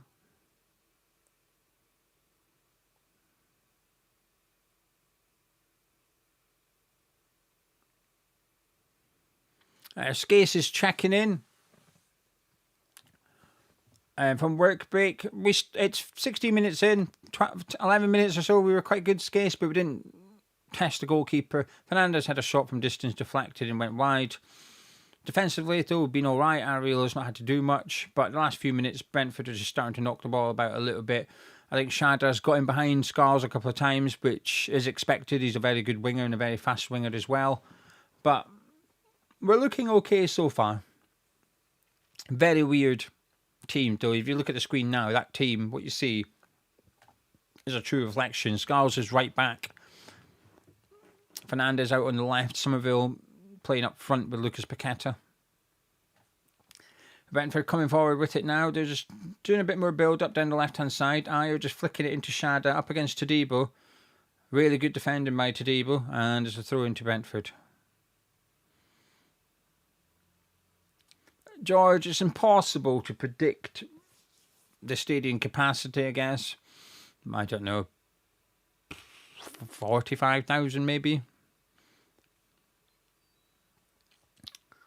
It's hard because you can only see the lower tiers, but they look not far off normal, to be honest with you. But I think the upper tiers is where it's possibly going to be a lot more sparse, but you can't see. So I don't know, 45,000 maybe is my guess, but it's just a guess. First long throw from Coyote, in towards that front post area, head away by Thomas Souček. Damsgaard flicks it back in. No one really goes for it, and it's Thiago. And the referee gave a free kick against Brentford. Neville, I don't like it when your defence lets it bounce in the 6-yard box. It always makes me nervous, that does. We dealt with the long throw really well. It was Thomas Souček got his head on it. Damsgaard headed it back in. And everybody just... Tadebo got it all wrong. And it bounced on the 6-yard line. And Thiago went after it. And he kicked it as Kilman headed it. And it's a free kick to West Ham. But I don't like that bounce. Goal kick. Well, free kick. Paqueta goes long. Flicks it onto... Oh, Bowen just tried to squeeze in Somerville. Well read there by Collins. If he didn't get that, Somerville was through. Good play by Paqueta, Bowen and Somerville, though. I like it. They've had a few little link-ups there. Somerville's busy tonight. He's on the ball. He's giving it to Paqueta into Souček. Out to Ollie Scars. And Shada nicks in there. Not sure that was the right decision there by Thomas Souček. But Shada comes away with it. It's intercepted by Tadebo. Paqueta holds it. Half Damsgaard looks for Bowen. And his shot goes out for a throw-in. Good play by West Ham. Do you know something? I'm liking this. Somerville, Paqueta, Bowen. It's some really nice interchanges going on here. Paqueta's doing what we want him to be doing. Dropping deep, getting on the ball. Bowen's making runs. Somerville's looking quite good centrally, actually. I'm liking this. I'm enjoying this. We just need a bit more. Need to get a couple of shots now. I think that's what we need now, to create a half chance, get a shot away. But we're doing all right. Ayer's bursting forward here for Brentford, though. Looks for Thiago. It's overhit, but he's going to get it. He gives it to Tara. There's one-on-one with Walker Peters. Gets across in, but Kilman heads it away. Scarles and Shad have gone down, which is weird. It's off the ball. It's a throw into Brentford, and it's another long throw from Coyote coming up from Brentford's right-hand side. They're stopping the play so they can have a little check to make sure there's not a penalty. Scarles was handling Shada, but I'm just going to watch the replay here. I'm going to watch them two in particular. Yes, Scarles needs to be a little bit careful. I think he'll get away with that one because of... The ball didn't come in their direction, but he's a bit handsy there, Scarles. Anyway, Coyote with a long throw. It's flicked on. It's punched. And Paqueta picks up and prevents it going out for the corner, but Souček's gone down with a head knock. And the play is stopped. Souček is pissing blood out his head. He's had a fair old whack on the end. I can only imagine his head butted someone's back of their head.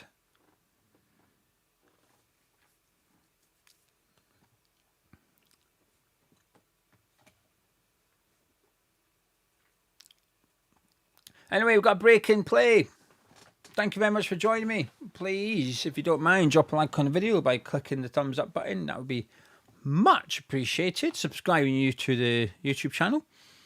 If you're new around here, please do subscribe. We can get enough of you to subscribe. Then we'll hit 47,000 subscribers tonight. How much do we need? We need 39 people. So if you're watching and you're not subscribed, do subscribe. Because if 39 of you subscribe, we'll hit 47,000 subscribers on the stream. That would be nice. George is saying deserving of his start. He's done all right. He's not done anything bad. I think we are trying to move the ball quickly, and I think he's contributed some occasions. His set pieces have been okay. I'd like to see a bit more from him. Sometimes I like to think if you were to replace Irving with the person on the bench, would there be a drop-off? I'm not so sure. If you put Potts in there, I think you'd see much the same. So he's doing all right. I think he's maybe a 6 out of 10 so far, Andy Irving. He's certainly not playing badly. I think he's doing all right.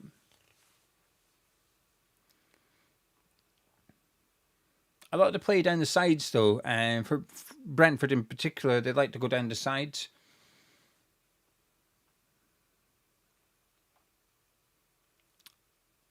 Fraser says, I'm feeling a Wilson winner in this. As long as someone gets a bloody winner for us, I'm okay. I don't care who, what, whatever. As long as we win tonight, I'm happy.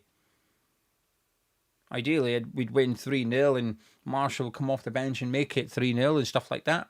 Right? I'd enjoy all that. But if we win 1-0, I'm fine. I just want to get some results on the board. Because if we win tonight, we go 18th, unless we give them a hiding, which we're not going to do. If we win, it's going to be narrow. We'd go 18th. We don't even come out the bottom 3. So that's why I think it's important we put points on. You don't want there to be a little bit of a gap. You don't want that gap to start to open up. Anyway, Souček's got the cream on his gash. Mark, Tadebo's okay. He had an iffy moment and a good moment. Ben saying the scenes in my house when Irving bags the winner. Grace hopefully doesn't get woken up. If we bag a late winner, I'm going to be very happy. I just want to win. Anyway, play has resumed with Kyle Walker-Peters, who goes long. Looking for Paqueta. Coyote heads it. Henderson heads it.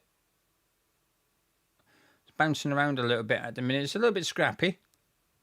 Thiago will try and bring this down, but he's given a free kick for something. And it appears to have gone in the favour of Brentford, much to a few confusions. A few people are a bit confused with that one. It looks like a foul by Fernandes, but Thomas Souček is back on to help defend the free kick, which is important because it's a free kick in a good area for Brentford. It's out wide on the right, maybe about 30 yards, 35 yards from the goal line. Henderson's going to take it, but the big boys are in the box. Van den Berg, Collins, Thiago, Ayer will be on the bench in there somewhere too. Yeah, he's at the very back post. Up against all his Scarls. Oh, bloody hell. This is making me nervous. Ayer's up against Scarls at the back post, so let's hope it's not a deep corner. Henderson whips it in, and it was Collins that got his head on it. It goes over the bar, and it's a goal kick to West Ham.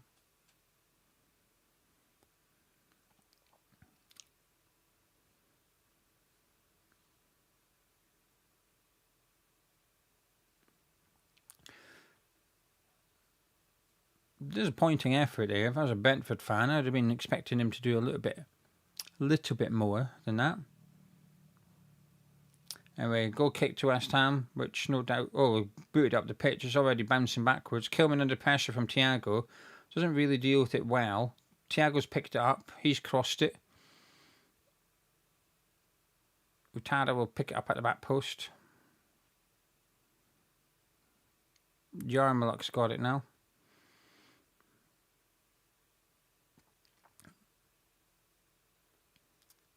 Brentford just patiently building down the right-hand side. It's Utada. Pops into the box. It's Souček heads out, and it's a corner kick to Brentford. They're starting to enjoy a little bit of putting pressure on us a little bit.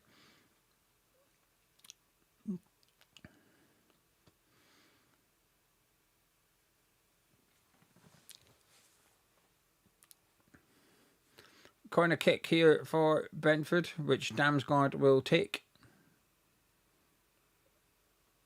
It comes, it's bouncing around, and it's Bowen that clears it down the middle of the pitch. One thing I appreciate, this is a little bit of like, oh man shouts at clouds, right? But I don't know why teams take everyone back for corners now. I'd like to see a team just buck the trend and put a fast player on the halfway line, like not outside the box, on the actual halfway line. Anyway, Brentford just playing out from the back. Somerville pressing the goalkeeper, but Kelleher's fine. Henderson's got it now, and he's just going to stroll forward with it. And it goes back to Collins.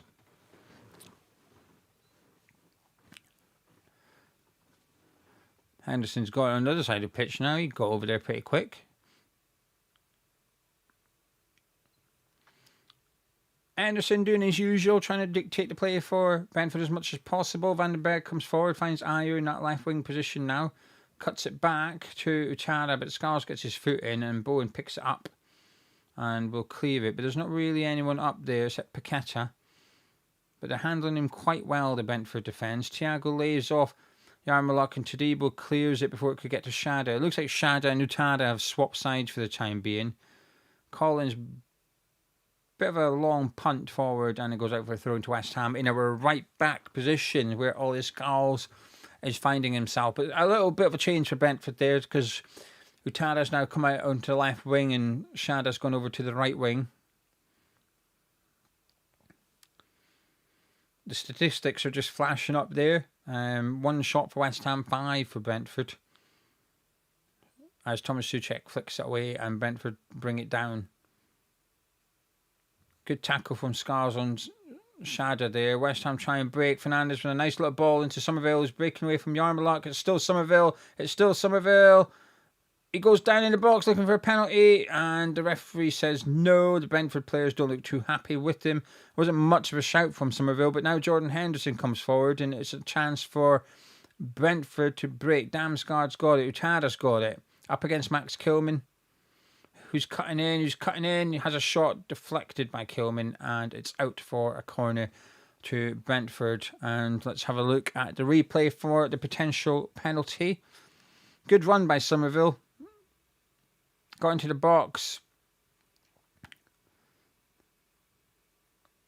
Let's have a look. This is a good angle. Nah, I think he runs into the defender. I think Yarmulke continues his run. And I think Somerville sort of runs into Yarmulke. I think he's sort of looking for it a little bit, Somerville. To some extent, it's not a bad thing. If you cut across your man, it's to touch me, I'm down. But he didn't. The Brentford defender did well. Not a penalty for me.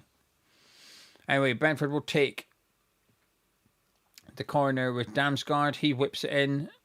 It's headed away by Max Kilman and out for a throw in, which no doubt Coyote is going to throw it long.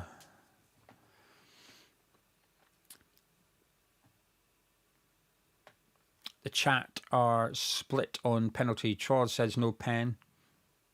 Yaru saying it was a pen.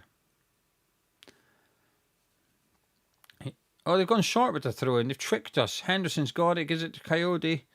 Crosses it. It's Thiago. Oh my God. Does that just hit the bar?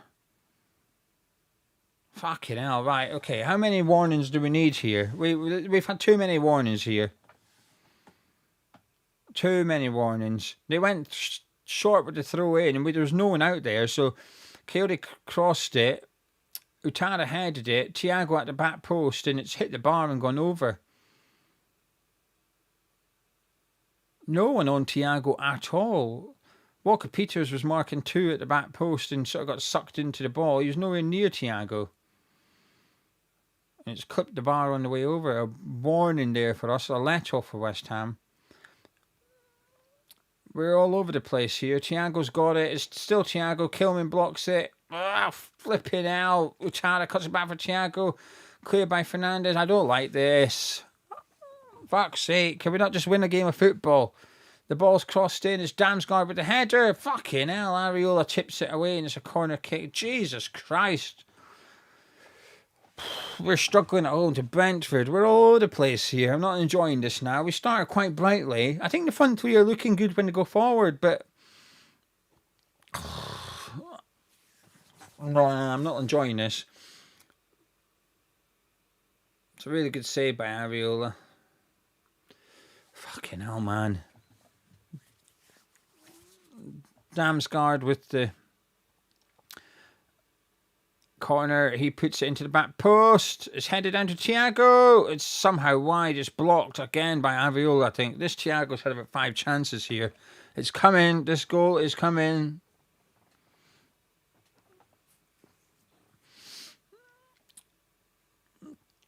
Headed down by Collins to Thiago, and it sort of hits Areola and Todibo.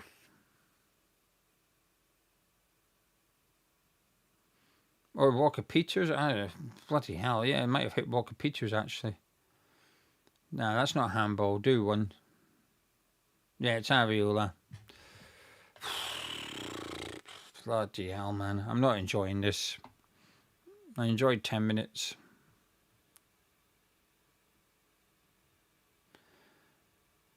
Cat has gone down, so the referee's just having to sort stuff out a little bit.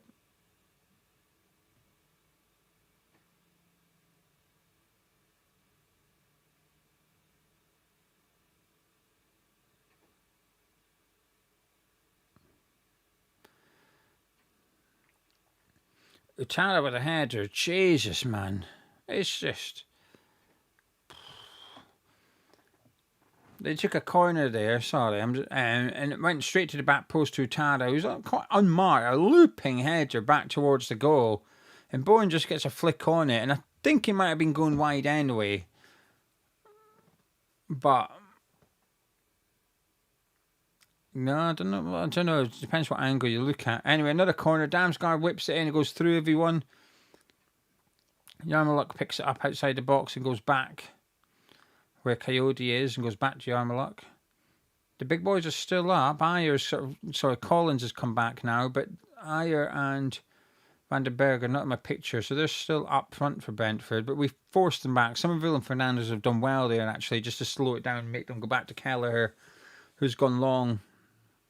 And Walker-Peters gives Damsgaard a bit of a nudge, but Ayer brings it down now. Kilman just puts out a bit unnecessary. The last 5 minutes, we've had 21% possession. Brentford have had 8 shots. 5 minutes, 8 shots.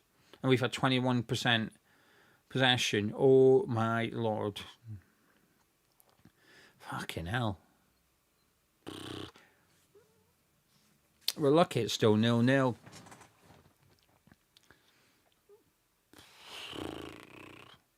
I wish it was the 44th minute, because I'd say, oh, just get to half-time and do stuff, but 10 minutes is a long time to go. I think you could maybe move Scarles and Walker-Peters and switch them. This line-up thing ain't working. I don't like the full-back thing. It's not really working. The midfield's not working. Anyway, Souček's just pumped it forward, which Somerville's going to chase, and Collins is quite calm there, but Somerville's... Oh, there was no need to foul him.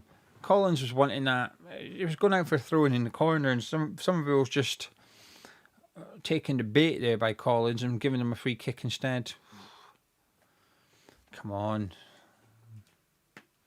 Yes, the Real said there'll be 7 minutes added. He's not wrong with Souček's head injury.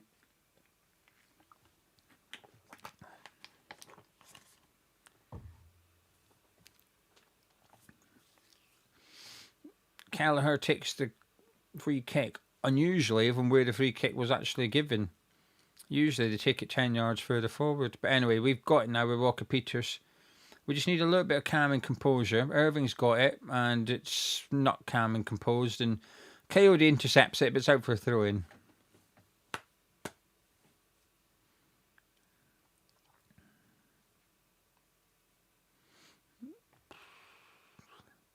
Throw into West Ham, 35 minutes on the clock, just inside our own half on our left-hand side.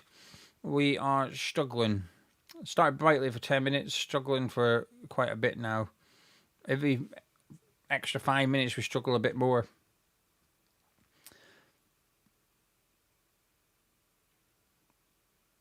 Richarda's trying to break here, but Tadibo just gets enough on it, and it's a throw into Brentford. I think the Brentford attack, they've had enough encouragement, haven't they? Thiago, Chada, Shada, they've seen enough, whether it's themselves or their teammates, they've seen enough to say, we're going to get something against this slot. Keep on going. They're going to make a mistake. You're going to get a chance. It's another long throw from Coyote. Paqueta goes after it, wins it, and heads it away. It's back to Coyote. It cuts inside. Paqueta wins it well. Somerville picks it up. Looks for Jared Bowen. Finds Jared Bowen. Great ball by... Come on. Bowen's got a chance to run here. He's running. Oh, Yarmulke well defended. Great defending. Utada's come back to defend as well. He's picked it up.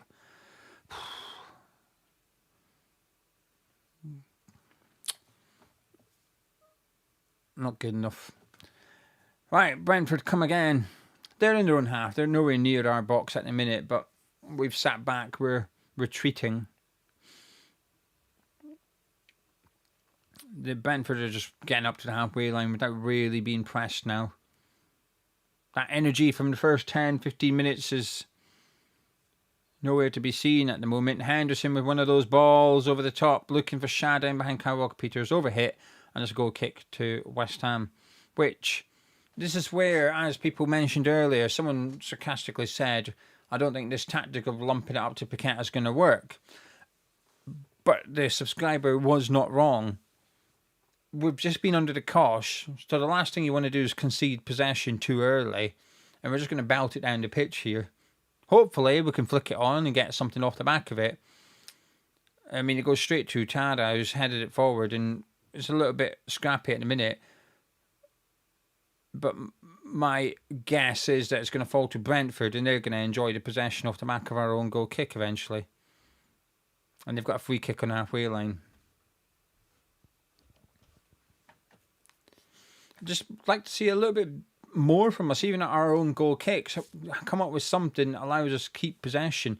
I understand if you're playing Arsenal why you don't want to play it out from the back, but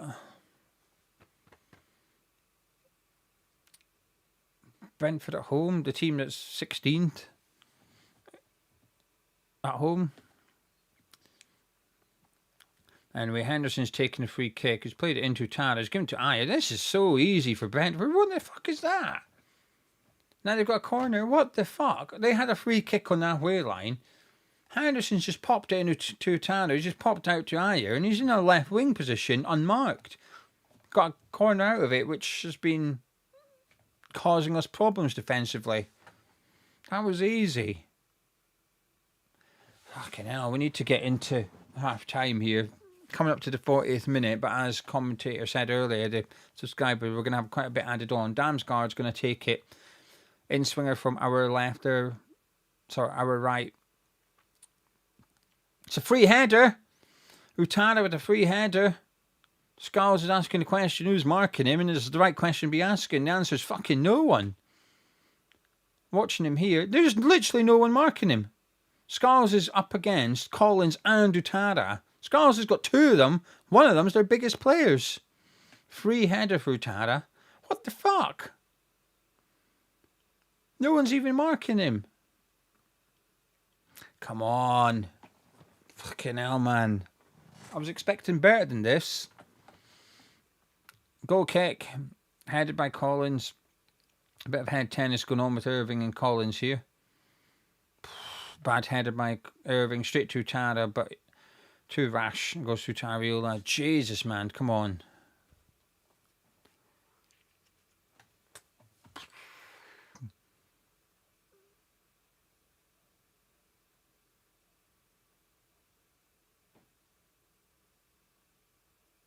Irving battling away. He's lost out. Damsgaard looking for Yarmulke. Walker-Peters pops out for throwing. Jesus. Irving's just been out-muscled in midfield. No one's marking Utada at corners, so Brentford have discovered who their unmarked player is. At set pieces. Another long throw, which we've defended okay in some aspects, but we're playing a game of law of averages here, and I don't like it. You give a team enough chances, they're going to take one. Coyote, long throw. It's away by Scar. Well, it's not away. It's into our box. Bowen flicks away. Yarmulke goes for volley. Misses it, luckily. But he gets another bite. He pops in across this time. Scars heads it. He's up against Ayers, though. Paqueta goes to help him, but Ayers done well. And it's another bloody Brentford corner. Jesus, man.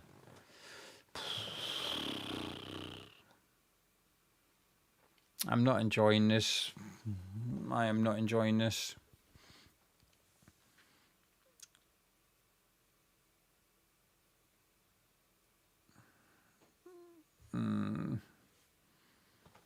Brentford come again. Damsgaard pops the cross in. Someone's flicked away. Kilman maybe. But it's just going to come back at us here. We cannot do anything.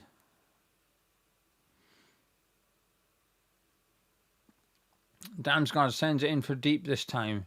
It's flicked on, but it's cleared away by Kilman. This is desperate. We are clinging on as if we're 1-0 up with 5 minutes to go. That's how we're playing, and that's how we've been playing for the last 10 minutes now. And I don't mind it when you're 1-0 up and there's 10 minutes to go. I don't like it, but I get it. But it's 0-0. Ball over the top looking for Shada. Kilman, he's dog shit. Shada brings it down to Thiago. Saved by Ariola. It's in. It's 1-0 Brentford. Fuck off. Kilman is dog shit. He's absolute dog shit. It's all very well training international break with these players when the striker they're up against in training is Callum fucking Wilson. They're going to look good, aren't they? Fuck off. Kilman. Fuck off. They deserve it. They deserve it. Gives it into Yarmulke, turns, gets his head up, ball over the top for Shada. Kilman fucks it. Shada gives it to Thiago. Areola gets a hand on it and it trickles in.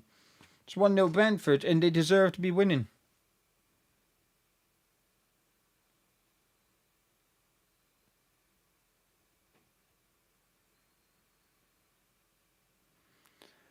Nah, fuck this shit.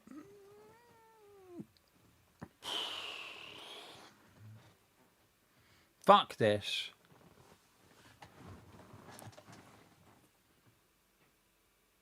The whole thing's dog shit. Our tactics have been shit. The lineup's shit. The defending's shit. Kilman's shit.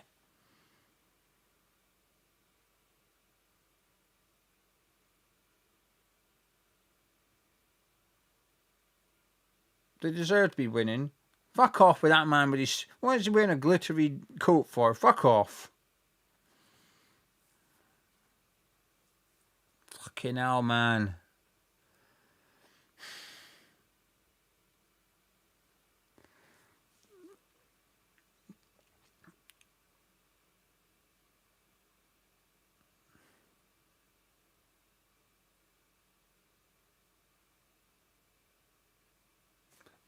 Paqueta's offside. It's a free kick for Brentford.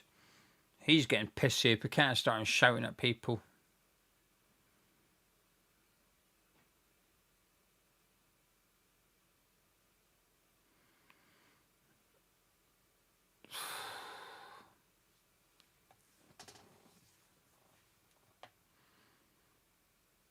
Brentford are setting target. Brentford will be like...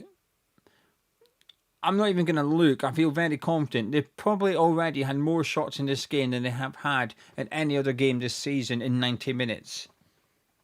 They don't take loads of shots, Brentford. They've been absolutely pummeling us because we've allowed them to.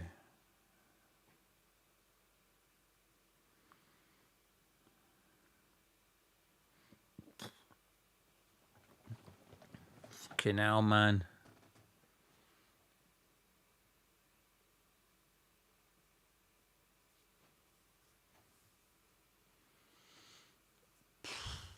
Six minutes added on.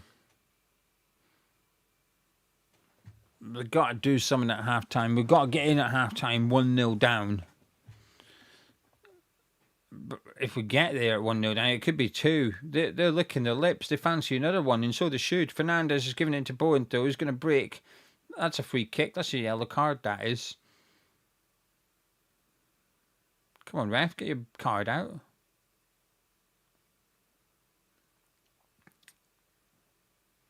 Anyway, we've given it to Souček to Bowen, who's tried to take Ayer on. Well blocked. Irving's got it. Into Paqueta. We've given it to Shada. Oh my God. We've got a free kick. There was a shirt pull there.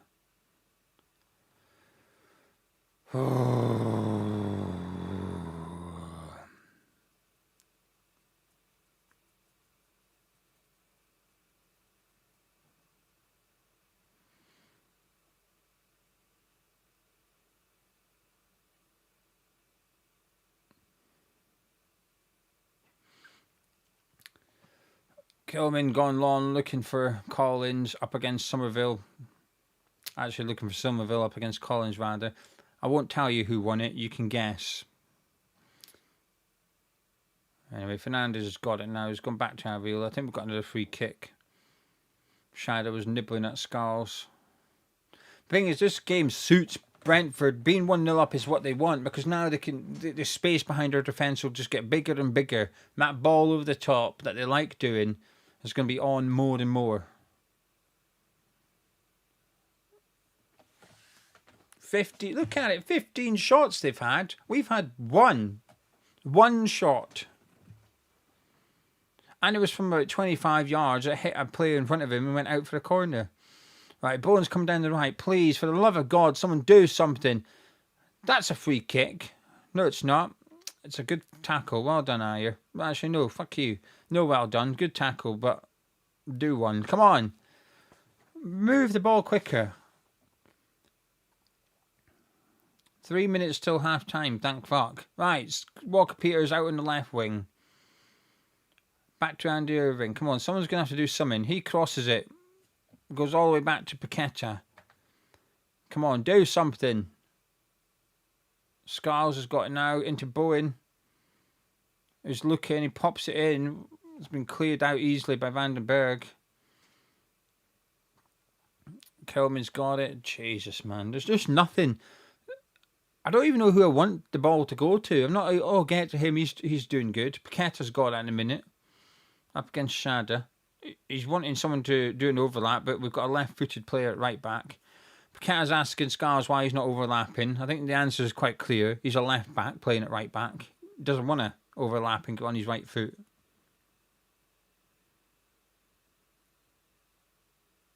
Come on, Somerville's got it. He's driving into the box, into Bowen. Scars, Paqueta, into Fernandez, into Scars, who does overlap, but cuts it back to his left foot. Ayers read it. He's tackled him. Do not commit a foul. Shada boots it away. It's a throw into West Ham. Come on, we've built up a bit of momentum, but we're not really doing much. There's 2 minutes to half time. Paqueta, nice little turn. He just ran into trouble, really. Scars does well. Bowen, Souček, back to Jared Bowen. Oh, tip round the post by Keller. It's a save you'd expect him to make, but that's better. Come on. Fucking hell. We should have been doing this the whole half.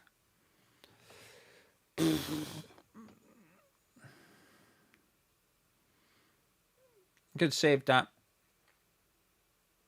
Unlucky, Jared. Come on, boys. A minute till half time. Irvin takes the corner. Headed away by Collins. Somerville picks up and he'll have a shot. Blocked by Yarmulke. Out for another corner for West Ham. Come on.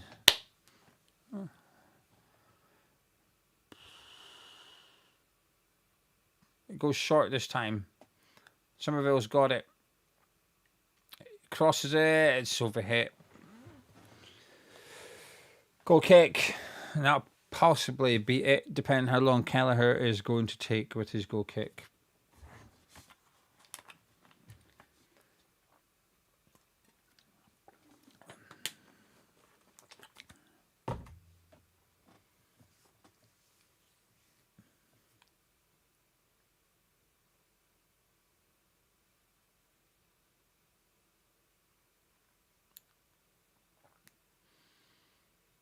The goal kick's taken. A handful of seconds left till the break. Souček wins it. Good header. Somerville will chase it, but Coyote just boots it forward. But it's working. Thiago Kilman's shitting his pants here, but Todibo does well. Scar's hooking it forward now. Half-time whistle go any second now. Todibo flicks down. Damsgaard picks up. Looks for Thiago. It's 2-0. Fuck off! Fucking hell. What's our defence doing? They're fucking shit. Absolute fucking shit. 2-0. That's it. We've lost the game already. It's not even half-time. We're out of the fucking game. It's a great finish by him. What the fuck's going on? My God, we're shit. A header down. It gets hooked forward by Collins. Thiago gets a head on it. He heads it straight to Damsgaard, who gives it to Thiago. And he just flicks over Areola. It's a nice finish, but weak defended. Fucking...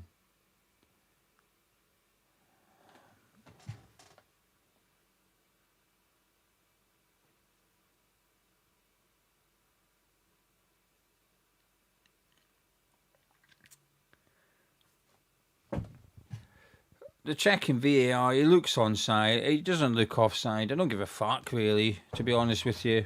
Just give the goal. He's onside. Is he? Yeah, he is. He looks onside to me. He looks like Tadebo's heels keeping him on. I'd be surprised if he's offside, but we don't deserve it to be offside. I hope it is, so it's 1-0, etc. But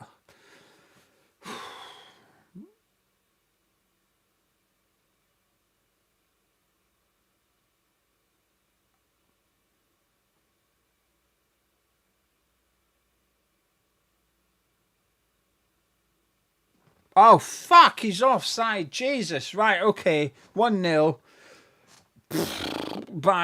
That's harsh. That is. I hate seeing offsides given. You're offside. You're offside. He's very unlucky there. It's a good finishing stuff. We've got off with it big time. We deserve to be 2-0 down. Fucking hell.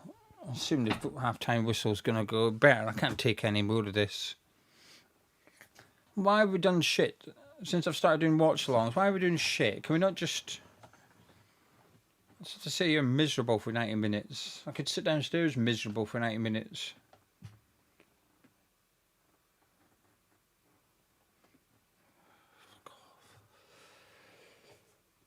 That's a let off. It's half time. Half time. Lewis, this sums it up perfectly, Lewis. Lewis, bang on. We've had an unbelievable amount of luck and we're still losing. I completely agree. I completely agree. Exactly right. We've got away with that. And we're 1-0 down. We're absolutely dog shit. Anyway, get your thoughts into the live chat. Let's see what you're all saying at half-time. Seeger saying we lack aggression. Graham saying like Nuno but got it terribly wrong. Aiden saying under the hand, we're only 1-0 down and we've been shite. I'm struggling, Aiden. I am struggling. Rex said I'm off for half-time to stand myself in the eye with a fork. Might look like we're in a better... It probably won't. We'll still look shit. Doesn't matter if you've got a fork in your eyes or not. We'll still look shit. Greif says Nuno's got the hardest job in football at the moment, but he hasn't helped himself. I agree with that one, to be honest with you. Chris feels sorry for Nuno. He hasn't got any Premier League players. I think he's got some. Toasted Heretic. Is that Mike? Mike, is that you? It looks like you. Anyway, my word, we're having our arse handed to us by Brentford. We absolutely are. Lewis said, I never thought we'd go down. I thought we'd have enough, but tonight I'm feeling relegation vibes. I agree with that one, actually. There's just lack of everything.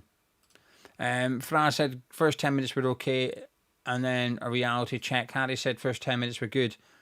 We're just getting bullied. We're getting absolutely battered. James saying this game is a mess. Souček needs to be off for all in-play action, but we need him for set pieces. We're literally in one of the biggest messes I think we've ever been in.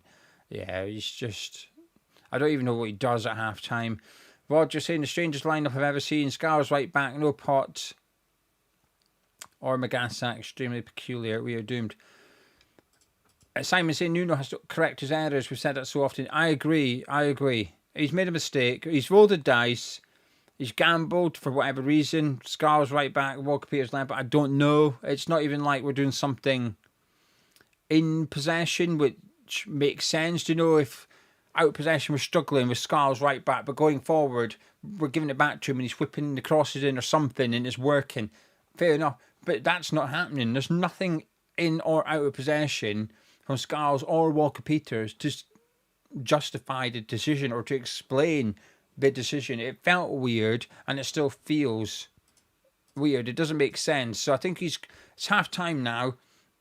Change it. You got to change it. You're probably going to have to get Juve on the pitch.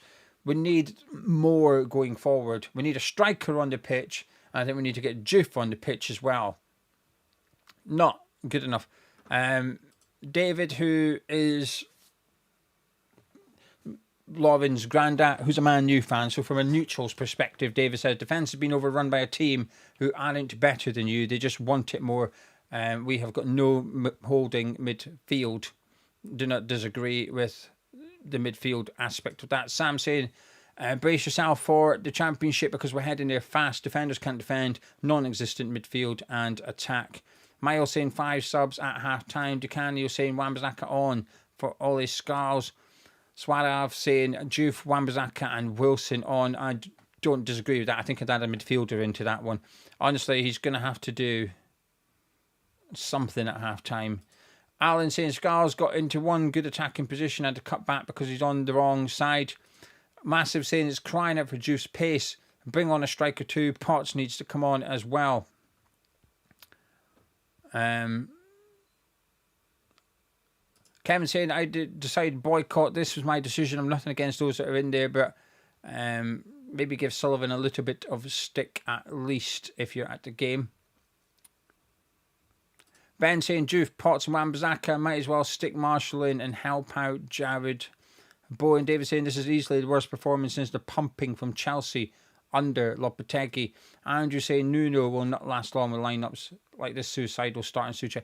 The thing is, to some extent, I think we're almost lucky that it's only Brentford, and I mean that with the greatest of respect. If we played Arsenal like that, I think we'd be 5-0 down by half time. The defence are playing bad. I think Scars is under the bus a little bit here. I think Walker Peters isn't having a good game or a bad one. I think Kilman's fucking shite. I think Tadebo's playing shite. The midfield is shit. There's nothing in there. He's got to make multiple changes at half time. The statistics are coming up here. Expected goals from Brentford 1.46, from West Ham 0.09. It is absolutely stinking. It is honking from West Ham. A bit of a Scottish word there for you, honking. Tend not to use it on videos because not many of you are Scottish. X saying surely Nuno is the best we could have got. Unsure if you're defending him as in he's a good manager or saying is this the best that you've got. Lewis saying okay then we're 1-0 down, got lucky but we're still in the game. Come out the second half and show us what you're made of and that you give a toss. Absolutely agree with that. Same with Ducanio. Need some serious changes. We need a change of attitude and we need a change of personnel and we need a change of attitude from Nuno. If you're going to be a defensive manager, make sure you're fucking good defensively. That was awful from us. And I know he's been working with them for 2 weeks during the international break. And whilst I say it with tongue in cheek, there's an element of me being serious here. In that 2 weeks, the striker Tadebo and Kilman were up against was Callum Wilson, right? You can't prepare for Brentford with Callum Wilson as the guy you're defending against. It doesn't... Look at Thiago. He's far better, far stronger, far quicker. You almost can't prepare like for like. Yes, you can drill them as much as you want, but you can't. What's that saying? You can't polish a turd, but you can put sprinkles on it and all that. It feels a bit like we've done that, innit? We've just chucked a little bit of sprinkle, a lipstick on a pig. It's still a pig. Still a pig. Fucking hell, I'm just looking at the highlights here. I should stop watching. It's like car crash stuff, this. We need to make multiple changes at half-time. Let's talk this through. What changes do you want to see? Get involved in the live chat. Here's the thing, James. Has no one told Nuno that Scars are left back? Whilst there might be some sarcasm, you might be being serious here. His coaching staff are from the under-21s. And this, I want to make this clear. This is not a dig at them, right? This is not a dig at them. But it's not like Nuno is getting to know Scars. He is. But his coaching team are not. His coaching team know exactly what all this Scars is all about. So it makes it even more stranger, right? If Nuno was there with his usual Portuguese entourage, you could say, well, he's trying things, blah, blah, blah. But his backroom staff literally know Scars inside out. It didn't make sense when the lineup came out, and it still doesn't make sense. He's made a mistake. He's tried something. He's made a mistake. He's gone at half time. He got off with one big time. We got off with one big time with that disallowed goal. We now need to do something. So what we're going to do, we've got to get a striker on the pitch. I think because it's at half time, there's 45 minutes, I think you might be looking at Callum Wilson. I think we're going to start to see the ball a little bit more. I think we're going to see Brentford a little bit deeper. So I think we're going to have more opportunities to cross it. In the first half, there was some quick, nice, neat passages of play from us, and we were moving the ball quickly. I don't think we're going to get to play like that too often in the second half. I think it's going to be a little bit more cross it, and you're up against a compact Brentford defence. So I would get Callum Wilson on the pitch. The midfield, I don't like it. I would take Andy Irving off. I'd maybe put Magassa in there for the physicality of it. If it was Potts, I'm okay with that. So Magassa or Potts on for Andy Irving. I appreciate I'm not said who would come on off for Callum Wilson. Truth be told, I haven't decided. In defence, how many changes do you want to make? I think I'd swap Scarles and Walker Peters anyway. Now I'm keen to get Juve on there. I think I'd maybe leave it. I think I'd almost be more keen to put Mavpanos on first and get Kilman off the pitch. But you can't make 5 subs at half time. I mean, you can. It makes me nervous doing all 5 subs. I have four subs. I'm all for 4 subs and keeping one just in case there's an injury or something. You don't want to make all 5 and then on the hour mark someone's injured and you're down to 10 men for half an hour. So you've got to keep one back, in my opinion. The midfield needs fixed. Irving off, Wilson on. It might have to be Paqueta off, but then he looked all right, and his build-up play was okay at the start of the game. It's him or Fernandez that's got to go, right? You leave Bowen on the right, you leave Somerville on the left. I'm not arsed. Paqueta or Fernandez, take your pick. I'm really not bothered. I know people say shoe check. I get it, but it's the set piece thing. It makes me a little bit nervous. Don't know. Charles saying Walker Peters was the only one who did okay. I agree. I wouldn't take Walker Peters off personally. I'd leave him on the pitch. I would just move him to right back in order to get Scarles over at left back because I don't know why he's on the right. Matthew saying Juve on the left, Walker Peters on the right, Potts for Irving, Marshall or Wilson for Souček, and move Paqueta back to number 10, then Mavpanos on for Kilman. 1, 2, 3, 4 subs. Yeah, that's okay. I'm on the 5 sub count thing here because I think it's bold to do that. Just want to say massive thank you to Quiz for the £5 super chat. Thanks to the super chats, there's no adverts on the videos. Thanks to the super chats in the Arsenal one, there's no adverts on today's video. So when you're watching this, you should have an advert when you click on it, but you shouldn't have any adverts during the stream. Once you're in, you're in. Paul, thank you very much for £2 super chat, saying thanks for the note with my Hammers Chat mug. No problem, my pleasure. Enjoy your brew. Your first brew is on us. David, thank you very much to Lauren's granda for a £2 super chat. Get more support from her granda than they do from her. She's never in the live chat putting super chats in. Probably because she's dealing with Grace, who's not allowed to go to her bed until I'm finished my work. Alex, thank you very much for £2 super chat, saying love the content. Relegation incoming, I fear. And Ross also with a £2 super chat, saying why is Nuno picked a pre-season lineup? It does feel like that, doesn't it? It does feel. I don't know. Ian said, what have they learned in the last 2 weeks? Not much. Yeah, that's Callum Wilson makes you look good in training. I think that's what we fucking discovered. David saying Juve for Scarles, Potts and Magassa for Souček and Irving, and Marshall for Fernandez. So 4 subs from David. Yeah, I think a striker coming on is important for me. Stephen says Mavpanos, Marshall, Wan-Bissaka on. I think the midfield is important for me as well, Stephen. I think I'd like to see that one. Something. John saying club need tall fullback these days is the way the game has gone at the moment. He's not wrong, is he? Brad said I think our corner tactic is to jump and head over or wide. Wait for them to head over or head wide. They are winning a lot, aren't they? They are winning a lot.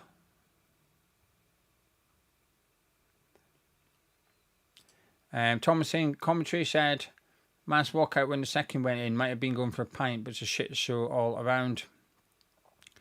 Yeah, it's half time, isn't it? I won't read too much into it. It's like when, was it Sky? I'm not sure if it's Sky or BT as it was back then. There's a bit outside the Billy Bond stand which was fenced in, and it's where the smokers used to go at half time. You could go outside for a cigarette, so you were fenced in. and they took an aerial shot of all the fans outside and said, "Oh, look at all the fans leaving," but they were just outside having a fag. What's that about? But I guess either they didn't know or they did, but they just wanted to make on that everybody was walking out en masse.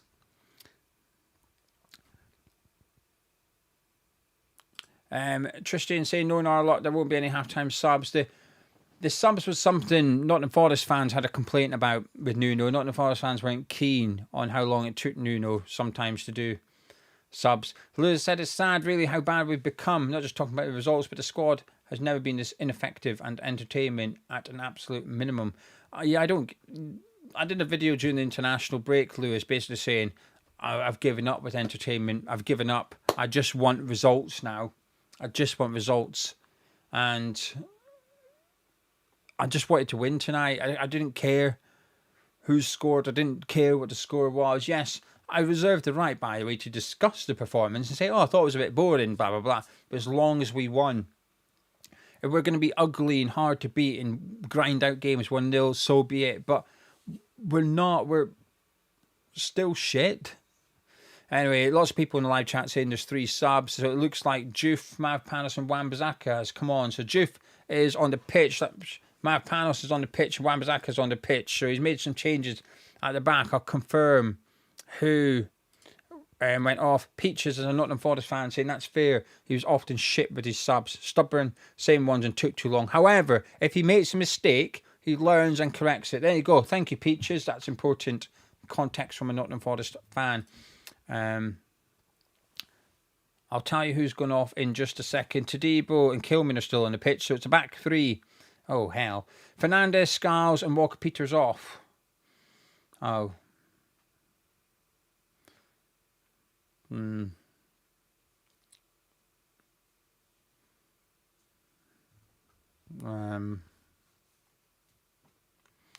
Anyway, we're away to defend a long throw. I'm not sure about these subs. Hopefully it works. Coyote with a long throw. And Tadibo heads over the bar and it's a corner kick to Brentford. Ross, he's taken off Kyle Walker-Peters. He's taken off Ollie Skiles and he's also taken off Fernandez. We've now gone to a back 3 of Kilman, Tadibo and Mavpanos. Wan-Bissaka right wing back. Joof left wing back. And I assume we're going to have Paqueta up front with Somerville. Well, actually, no, Bowen probably. Damsgaard whips in the corner in. Thiago gets it, but it's not even towards goal. It's out for a throw into West Ham. I assume it's Somerville and Bowen up front with Paqueta in midfield with Souček and Irving. I will confirm the midfield as I see it. I can certainly see Irving and Souček at the base of it. A 3-4-3. Paqueta through the middle with Somerville and Bowen either side. So it's a 3-4-3 is what we're doing here. Strange. I'll tell you what I'm worried about in a second once there's a break in play. But it involves the wide areas in our defence. Tadibo goes long. Ayer could bring it down. Wan-Bissaka flicks it on. Bowen flicks it on. Paqueta. And it's out for throwing. My concerns are that Brentford like this long ball, this quick long ball over the top. And they like putting it in the channels as well for Shada and Utara. And I'm a bit worried that now we've got wing backs. If they leave Utara and Shada to our centre backs, which is Kilman and one of Mavpanos or Tadibo, they're now going to be up against those wingers out wide. That makes me nervous. Especially if Shada can drag Kilman out there. He will be very uncomfortable. Anyway, quick passing down the right here for West Ham. And we're looking for a free kick. We've not been given one. Henderson, sorry. No, it is Ayers. Come forward. Shots blocked. And out for a throw-in. Fuck off. I didn't think that went out.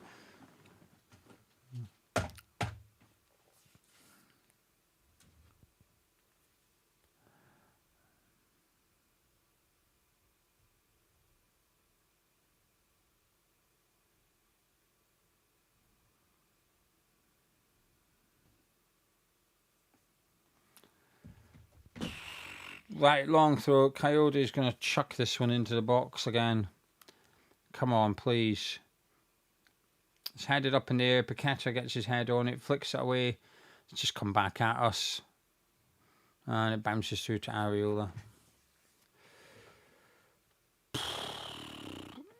Right then, come on. Down the left, Somerville now running at Jordan Henderson. Coyote getting back. Somerville's too fast for him. Collins is coming out. Somerville, high, wide.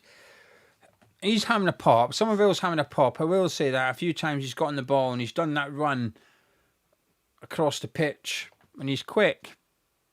He's direct. I don't dislike it. He's doing something. He's our most dangerous player.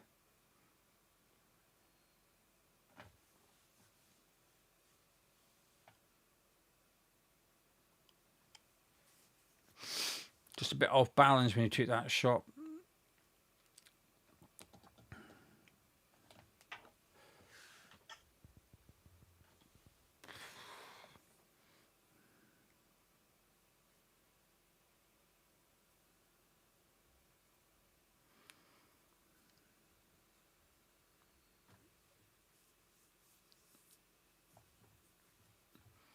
Right, Coyote with the long throw down the right. Kilman gathers that one up. No, it doesn't. It's Mavpanos. My bad. Aviola out to Wan-Bissaka. Into Souček. Out to Wan-Bissaka. That's good. Simple, but it's good. Quick 1-2. Wan-Bissaka's away down the right. I don't know why Bones made that run. That was a silly run to make. He's just got in the way of Wan-Bissaka, really. He needs to be in the box. But we're building up here. Irving with a 1-2 with Wan-Bissaka and crossed it, but it goes over everyone. Juve will try and keep this in and keep it alive, and he does. But it's well defended by Utara, and it's a throw into Brentford. Good defending. It was 2-0 Mitchell, but their second goal was ruled out for offside, and it was offside ever so slightly. We got away with it. And he's also made 3 subs. He's gone to a back 3.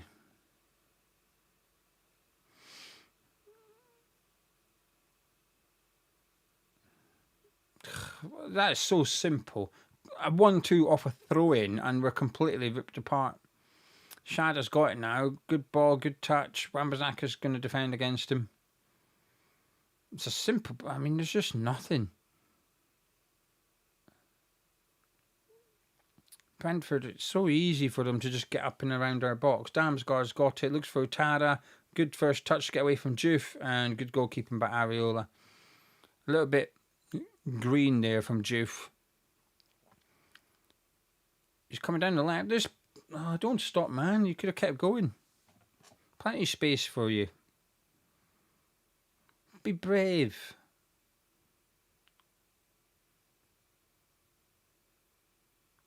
Just wish we'd encourage our players to just try a bit, like, don't be afraid to try something. Somerville's the only one that does it, really. Anyway, they've just got a cheap free kick. Kelleher's gone long, looking for Utara, who goes up against Juve, wins it. Kilman's got it into Paqueta, out to Somerville.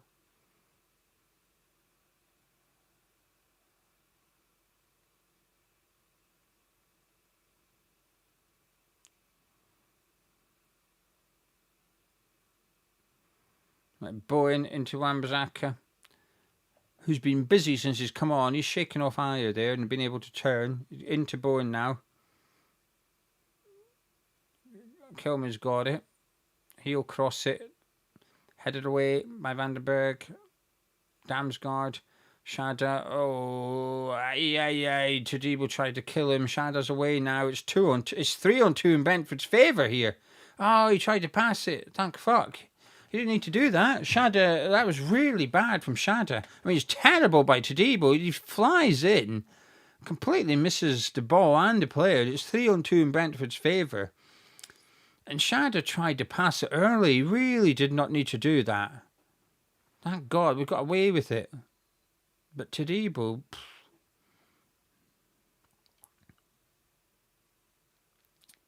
This is the problem. I'm telling you, our centre-back's being pulled out wide up against Utara and Shada is worrying me. It was worrying me before I seen that, as I mentioned. It's worrying me even more now. if I'm Keith Andrews, I'm telling those wingers, get away from Wan-Bissaka and Todibo, Wan-Bissaka and Juve, and start pulling those two centre-backs out. They won't like it. Kilman won't like it either.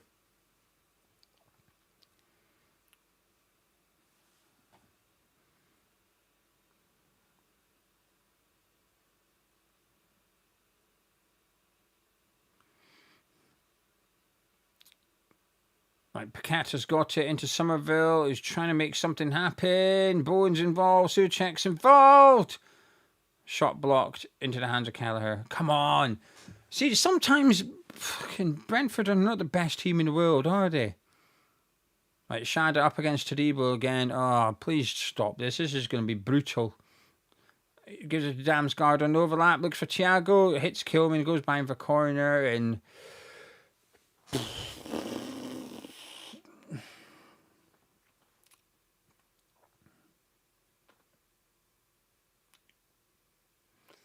Watching Todibo for the next 40 minutes is going to be painful.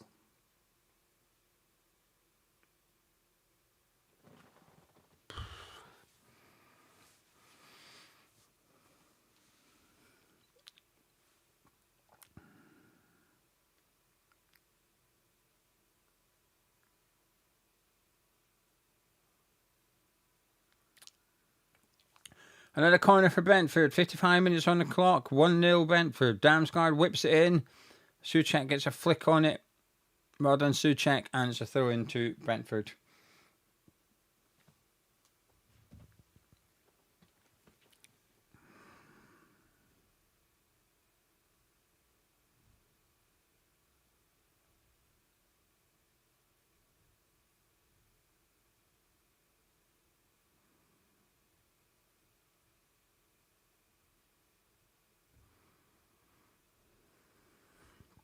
Coyote with a long throw.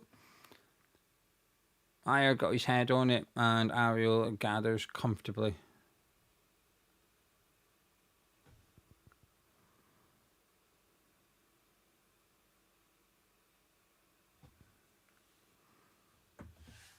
Paqueta into Somerville, back to Paqueta. Comes off. Yarmalock and goes out for a throw in.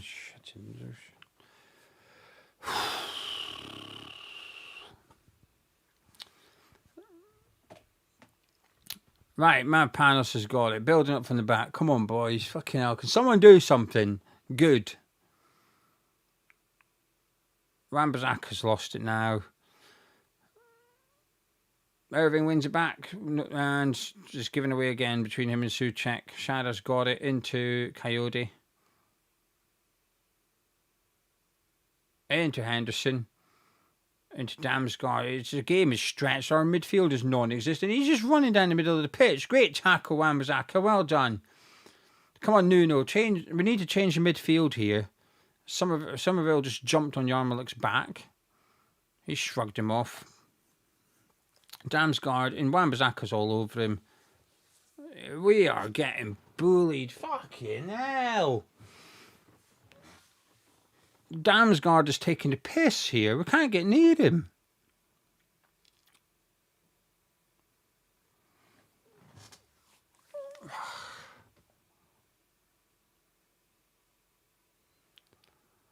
It's another set piece to contest.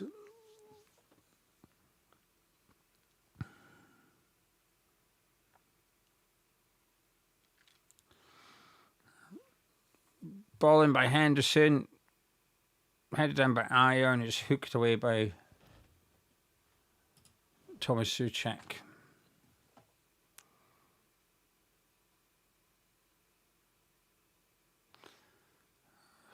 It's just bouncing around the middle of the pitch at the minute. Irving's lost it again. He needs to come off. He's been struggling. Jordan Henderson is running the gaff at the London Stadium. And to be fair, he's having a good season, but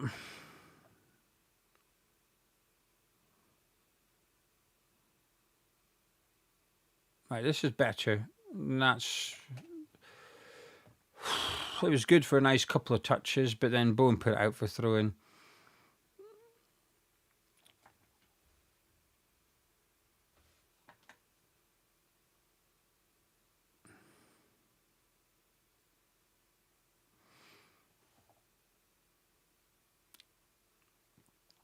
Oh no, Shadow's up against Tadibo. Luckily the pass isn't great and goes out for a throw in.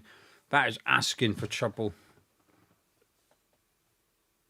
Why would we not swap, I don't know, swap Tadibo and Mavpanos round or something and put Tadibo in the middle of the pair and put Mavpanos up against Shadow? I think leaving him out there is just asking for trouble.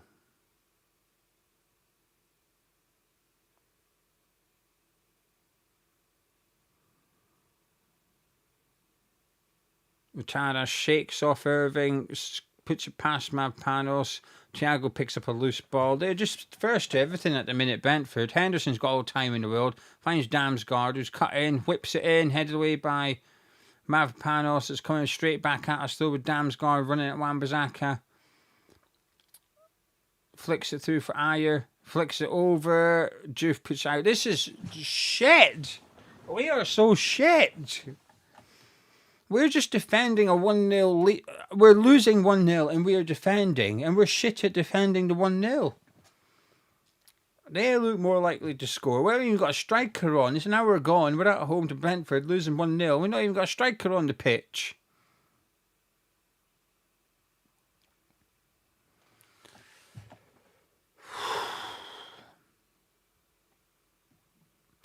Damsgaard takes another corner. It's headed by another Brentford player. This time it was Van den Berg. Honestly, they're just... It's going to be 2-0 soon. And it's going to be one of those... Ayer, Van den Berg, Collins. It's going to be one of them that score. They're winning everything at set pieces. Everything. Callum Marshall's come on for Andy Irving, which... It's good to see Callum Marshall come on. Got a striker on the pitch. Who the hell is going into midfield? Paqueta. My God. I am concerned about our midfield. We were already struggling. Oh, Jesus. Anyway. Can't have everything. I don't know. Can we not have taken Tadibo off for Marshall or something? Fucking hell. I am nervous.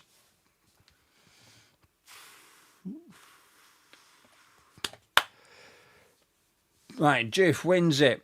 Yarmouk flicks it to Coyote. Skins Juve, pops it in. Shada off the bar. Fucking Jesus, can we... We are so shit. I almost wish we were getting beat 2-0 now. Because it would just be over then. This is brutal. They're just like... It's like a cat with a mouse. They're just toying with us, playing with us. Henderson's coming...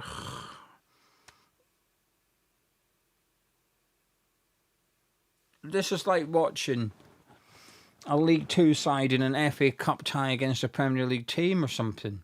Just defending for their lives, scrappy football, trying to get to the one good player in Somerville, hoping he can do something. He's running at Coyote, goes down the left this time, cuts back, pops into the box, it's headed away. Comes down to Souček, flicks it down to nobody. Paqueta's pissed off. This is so bad.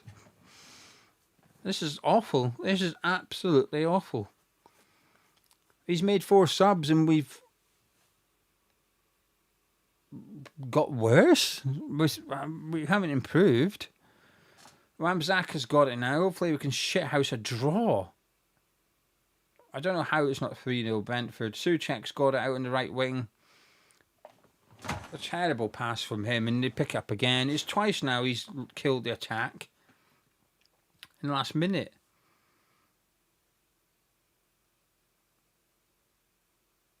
Come on.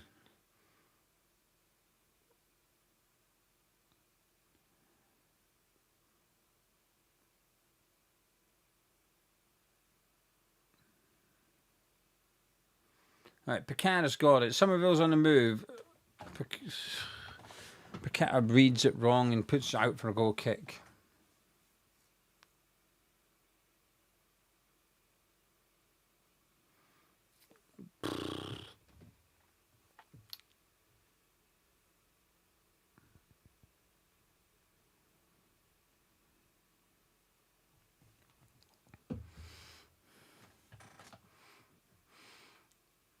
I think we'd lose if we were to participate in Soccer Aid. I think we'd lose. I think we'd get beat by a team that consists of Ralph Little and Gordon Ramsay right now.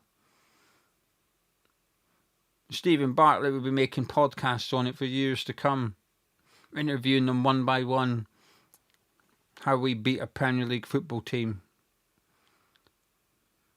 It's because I grew up and I had nothing, which meant I knew I'd beat West Ham one day. My parents empowered me to skin Todibo on the left wing.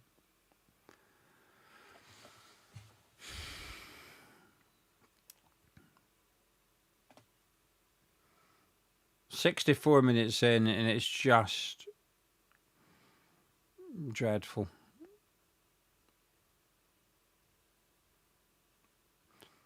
Ayer is playing like he's Roberto Carlos in this game, and I've had enough of it. Yarmolenko's coming forward here, giving it to Coyote on the overlap, crosses it, Areola catches it, and we try to break. Paqueta gives it to Bowen.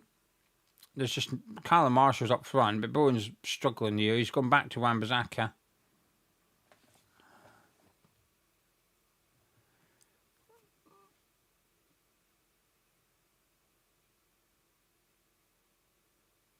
Oh my God. Kilman's just put a simple pass out for a throw in. This is wank. I was going to say it feels like a testimonial, but you're not allowed them at the London Stadium because Sullivan makes the players pay for their own testimonial, so they don't bother. Not allowed then.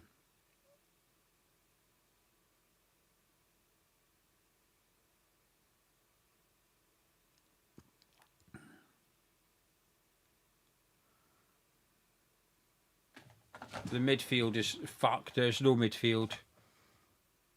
Thiago's through, saved by Areola. Damsgaard picked up. There's still no midfield. Offside's given. Our closest player to Damsgaard there in midfield, who stood in the middle of the pitch unmarked, the middle of the pitch, was Jared fucking Bowen. What is going on?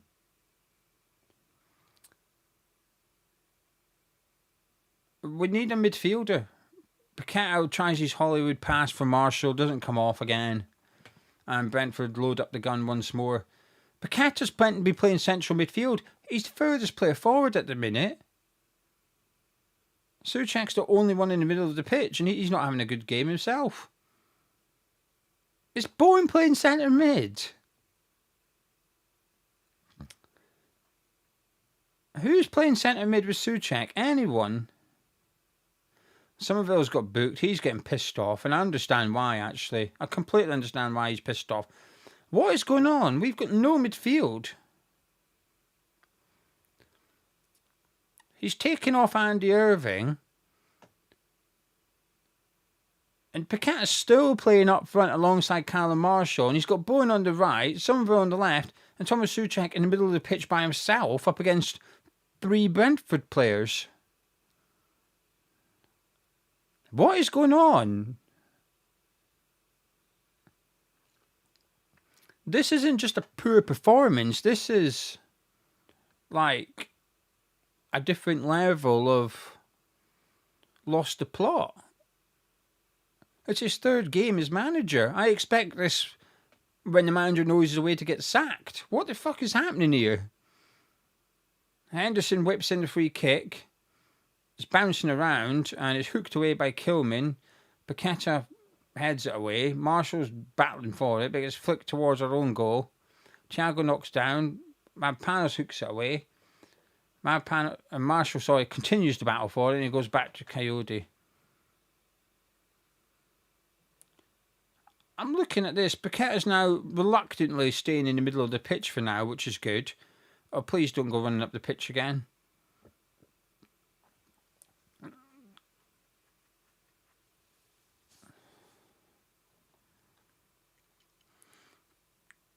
Jordan Henderson's touch match has come up, and so it should. He's had a fantastic game, strolling around the middle of the pitch, unchallenged for half the time. Can you please get Todibo off and bring on Magassa or Potts. Because at 1-0, you've got a chance. Because someone can just do something. Anyway, Juve looks for Somerville. Coyote gives him a nudge, but Somerville does well to win the ball. And he wins a throw-in for us. He's the one player that's battled away Somerville. He's not been perfect. He's not been, like, when we do the player ratings, he's not going to get a good score or anything, right? But he's fighting for as much as he can. Oh, we've got a free kick. I thought it was a throw-in. Happy days. Right, come on. Buchanan and Somerville over it. Come on, please. Can someone just do something? A good ball in and a good header. 1-1, please. Somerville takes it. It's too high for anyone to get a touch on it, and Kelleher picks it up. I get what he's trying to do. They're on the break here, Brentford. Shada, Tadibo does well, actually. Good tackle by Wan-Bissaka. He gets fouled by Yarmulke. Come on, get the ball back. Move.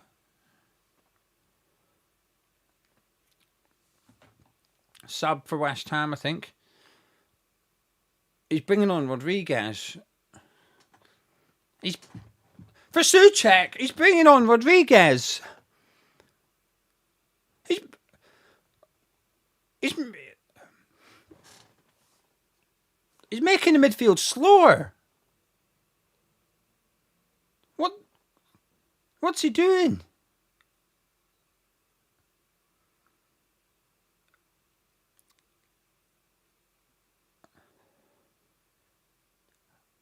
Fucking hell. He's bringing on Rodriguez.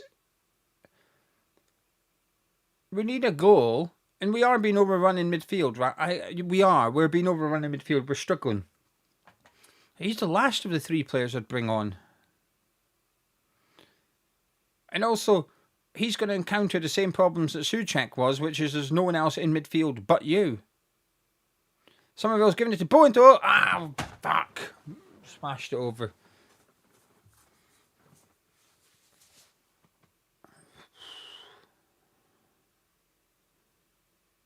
Thing is, I wouldn't mind Rodriguez coming on when we're 1-0 up and we're sitting back. I don't mind that, but not when it's 1-0 down and we are getting stretched. He's going to get called out.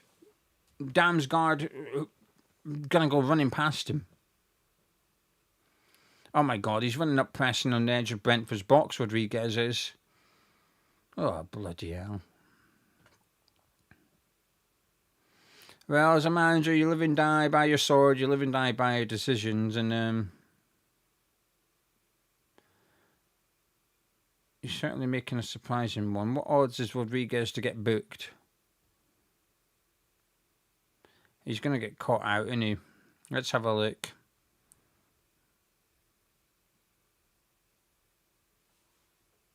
Let's see what we can get for Rodriguez to get a card.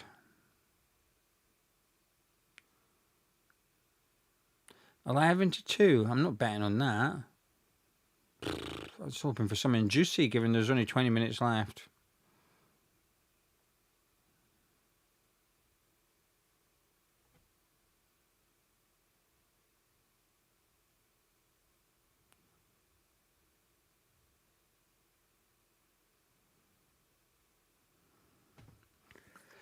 Anyway, I popped that down.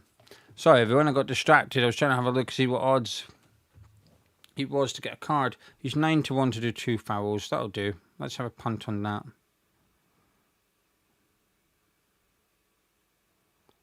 I think he's going to have to get busy in the middle of the pitch. What we say, 9-1. Their way to refresh the middle of the pitch. Brentford, is that Keane Lewis Potter? This is Yanel, I think it's Keane Lewis Potter as well.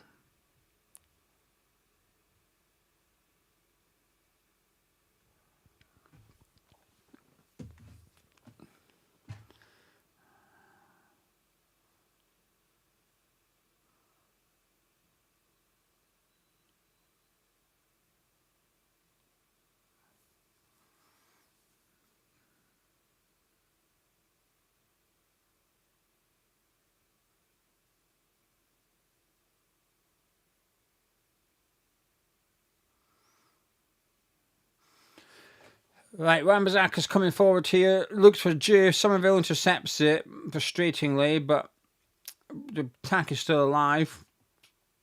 Still Somerville. Looks for Callum Marshall.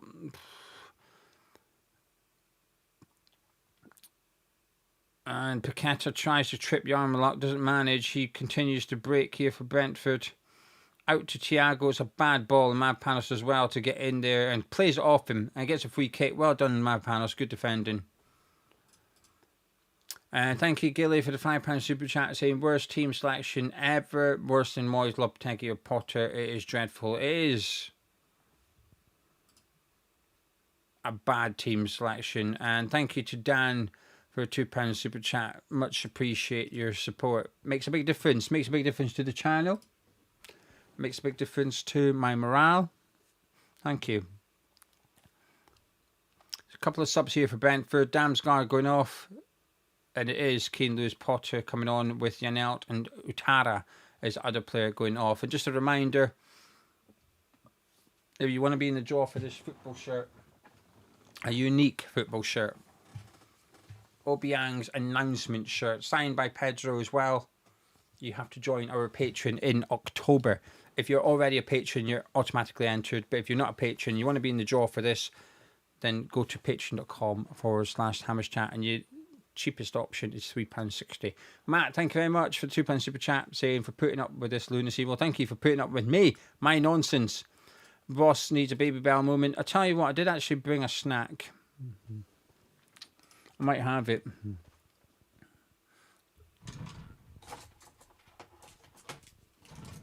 Got a fudge. I'm gonna have my fudge. A miniature hero. Look, they're on sale at Tesco already. They're on offer, and I'm a fat bastard, so I couldn't resist. A tub of miniature heroes. Most enjoyable bit about the game, this.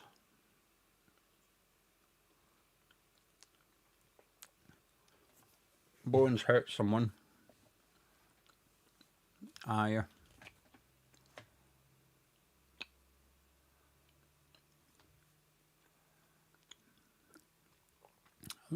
Good fudge. 7 out of 10. Still 15 minutes to go. Do you know when you're 1-0 down at home with 15 to go, usually there's a bit of momentum. Usually you start to think, come on, like one last, throw the kitchen sink, blah, blah, blah, blah, blah. There's none of that. There's fuck all of it. There's absolutely nothing that gets you thinking that we're going to get back into it. Nothing at all. Essex Bricks, thank you very much for the £5 super chat. You got a shout out in the behind the scenes vlog I put up at the weekend. But thank you for the super chat. Very kind of you. I appreciate it a lot. Helps a lot.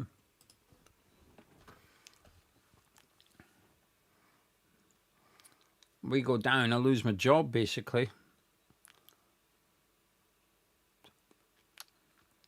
Oh, I don't actually know that. We don't know. I'm pissed off as a West Ham fan, but I'm also pissed off as Gio from Hammers chat. We've got a throw in just inside our half here on the left hand side. Come on. Move the ball a bit quicker. Fucking 50-50 for Juve. Absolutely bottled it, and then Yarmulke just kicked off him and got a throw in.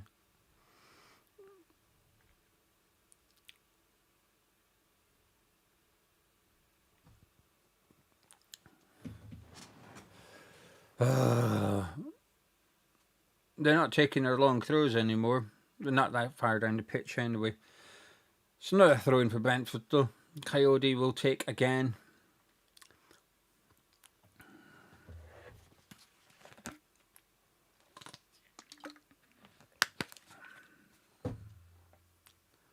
Coyote into Yarmulke. No one's closing him down. He gives it to Thiago. Ariola saves it. Somerville brings it down, flicks it away.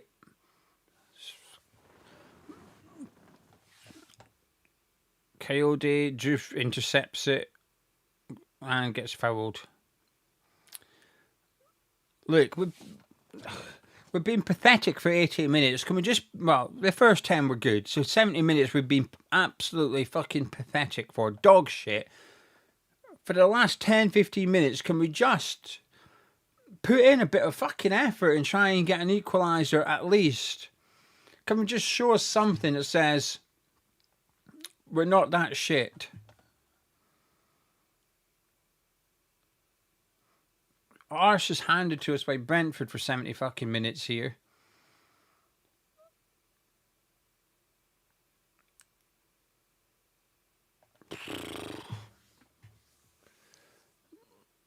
It's not even like we've had like a chance, have we? We've not created a chance this game. Closest we've come is Bowen with a decent effort from outside the box. That's it.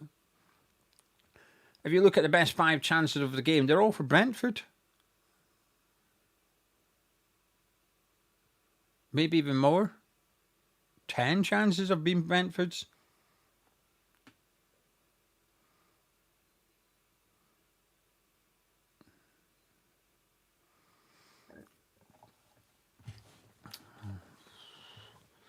We're letting them play like Barcelona in our own backyard.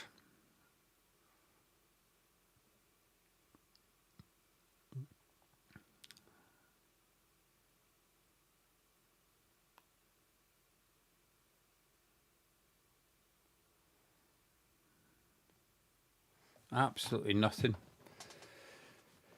Absolutely nothing from us. Nothing at all. We've had 3 shots in the second half. None on target. And we're a goal down. Been a goal down since half time.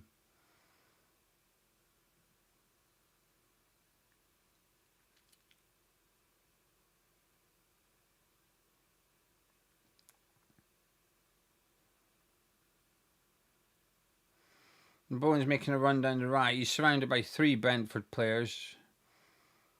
How's that fuck off, Lino? That's not a throw in for Brentford. What's he doing?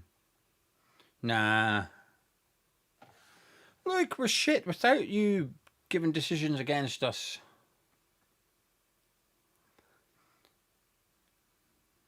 We're already shit without stuff. Oh, piss off. I don't want to see him with his glittery fucking coat.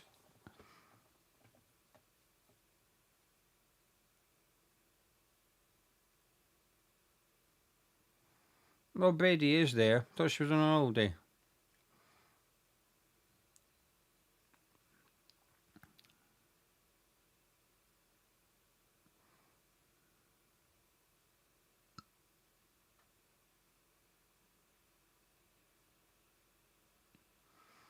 Matt Panos brings it down, cleared away.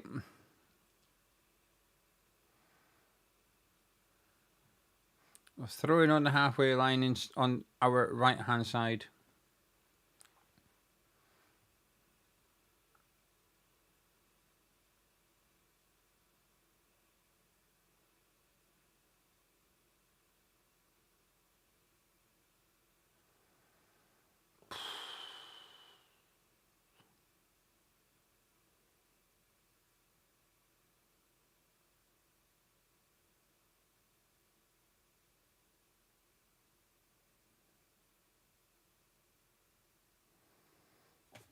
It's so unbelievably easy. I was there, just took a throw in, casual as you like, and there's just no one marking you now.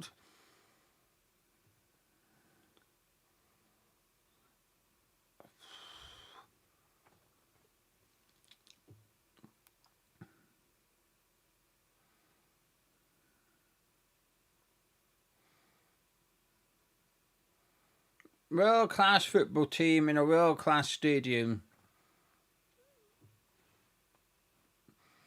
9 years after the move, I'm watching us get dicked 1-0 by Brentford. With Guido Rodriguez in midfield. And we've just played 70 minutes of the game with no striker. And we played a young left back at right back. With our 3rd manager in 16 months.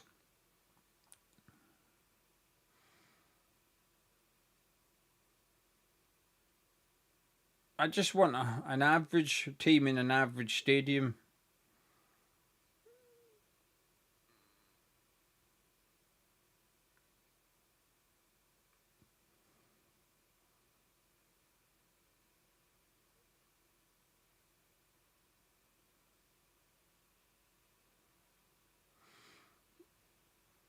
we go down, this stadium move is going to be studied for years to come. How to really fuck a football club. Panos is injured and looks quite serious, and this ain't good because we've got no subs left.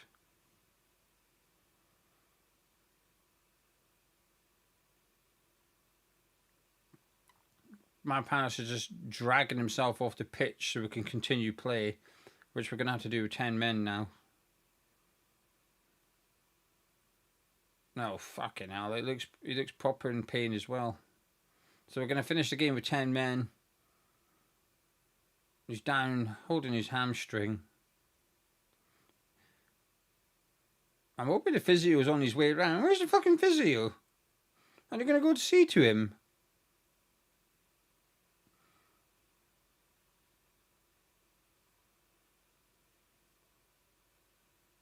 They're coming forward here. It's Lewis Potter. Fucking hell, that was close.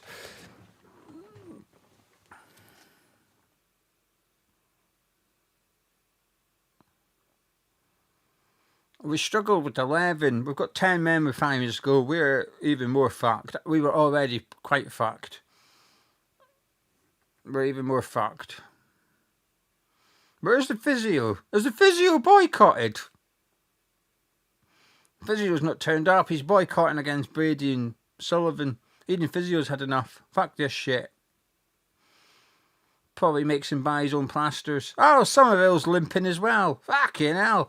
We've got no players now. Oh, the physio's round having a look at my pals. That's nice of him.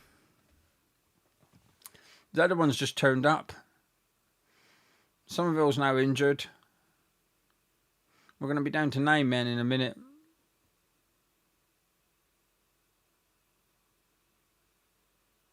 Oh, we're giving away a free kick. Kilman's giving away a free kick.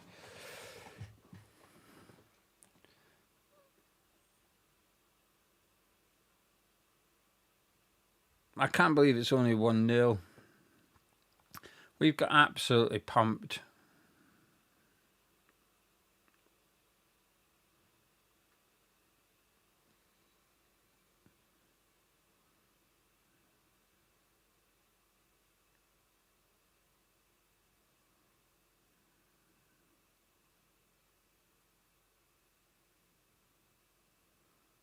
Bowen brings it away. Kicks off Collins. Goal kick. 87 minutes gone.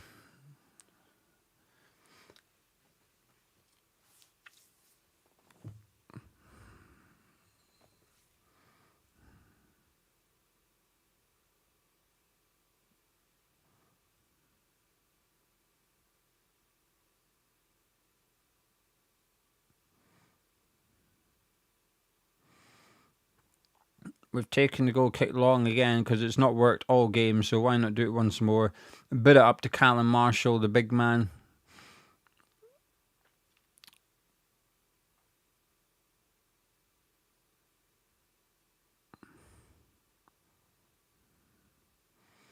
Hopefully there's no minutes of stoppage time.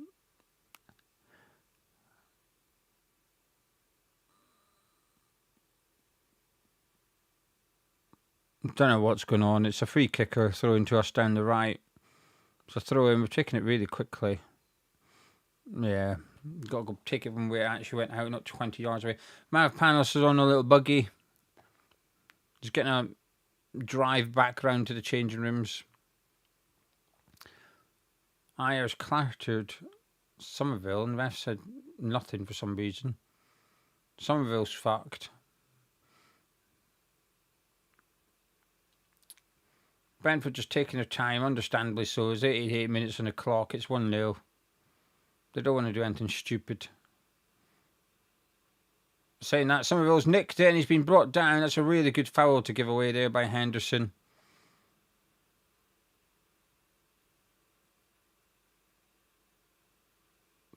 Unlucky. Somerville did well. A heavy touch, but loose ball. Pounds won it. Henderson, it's a good foul to give away. Take a booking for it. It's good play by Henderson.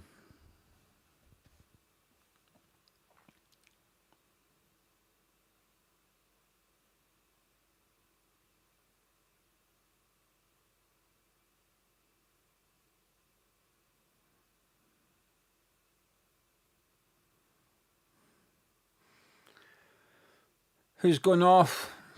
Probably man in the match, I think. I think he's had a really good game. Jensen comes on to replace him. Is this shooting distance? I need to see it down. No, it's crossing distance. Paqueta's going to cross it. We've got about 3 players in the box. What? 4 players in the box. We're 1-0 down in the 89th minute. We've got a free kick. And there's 4 players in the box. And that's it. I guess we are down to 10 men.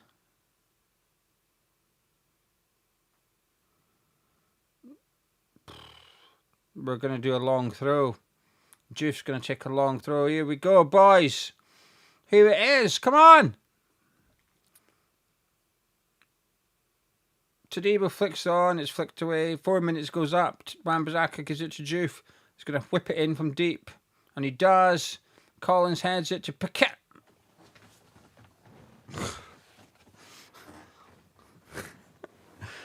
I think the idea in his head was far better than the possibility. Decisive volley on his right foot, and it's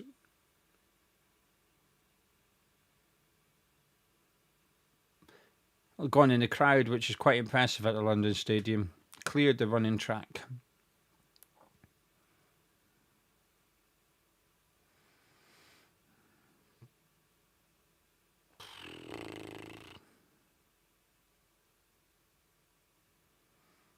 Jeff's coming forward. We've got 3 minutes on the clock. I'm not even excited. I've got no hope or nothing. I'll be impressed if we have a shot in the 3 minutes. And if we do, it's going to be from 30 yards and desperate. Wan-Bissaka into Bowen. Puts into the box. Coyote hoofs it out. Another long throw from Juice coming.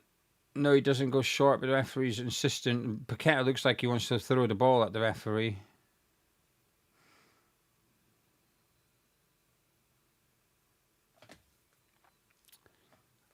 Right, Juice going to launch this one in the box. 2 minutes to go.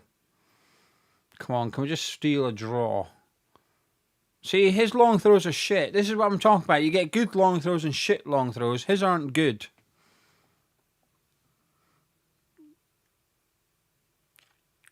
Wan-Bissaka gives it. It's just a simple pass, just into Bowen's feet, and it's like 2 yards away, out for a throw in. 2 minutes to go, done. They're in no hurry, understandably.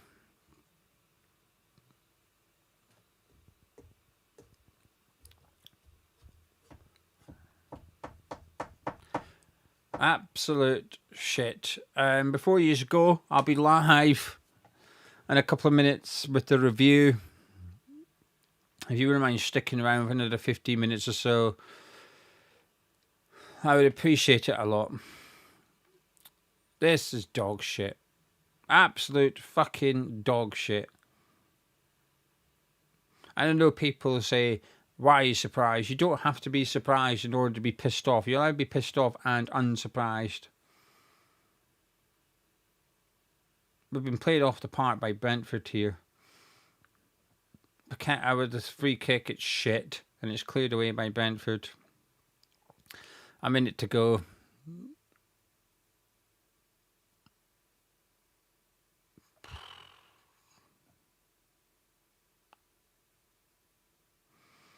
Hoofed forward towards Callum Marshall. Up against... it's offside.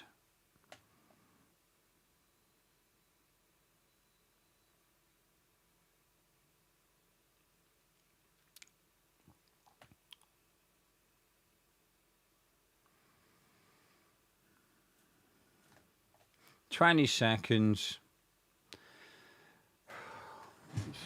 Fucking shite game, shite tactic, shite team, shite subs.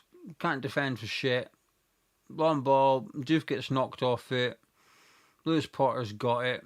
Cuts it back. 2-0. Jensen. Fuck off. Fuck off. They deserve it. We deserve it.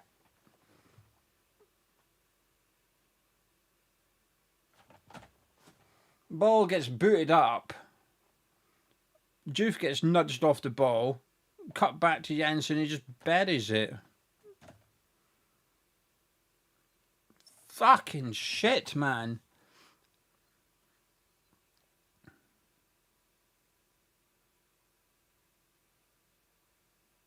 Jesus, the whole thing's just pathetic. Everyone's pathetic. I mean, Jensen's in the middle of the pitch unmarked for a start. No one's going in with him. The midfield's fucked. There isn't a midfield. Fucking hell.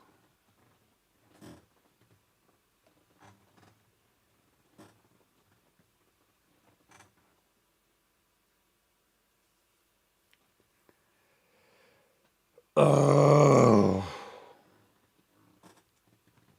Is it finished yet? I can't be arsed.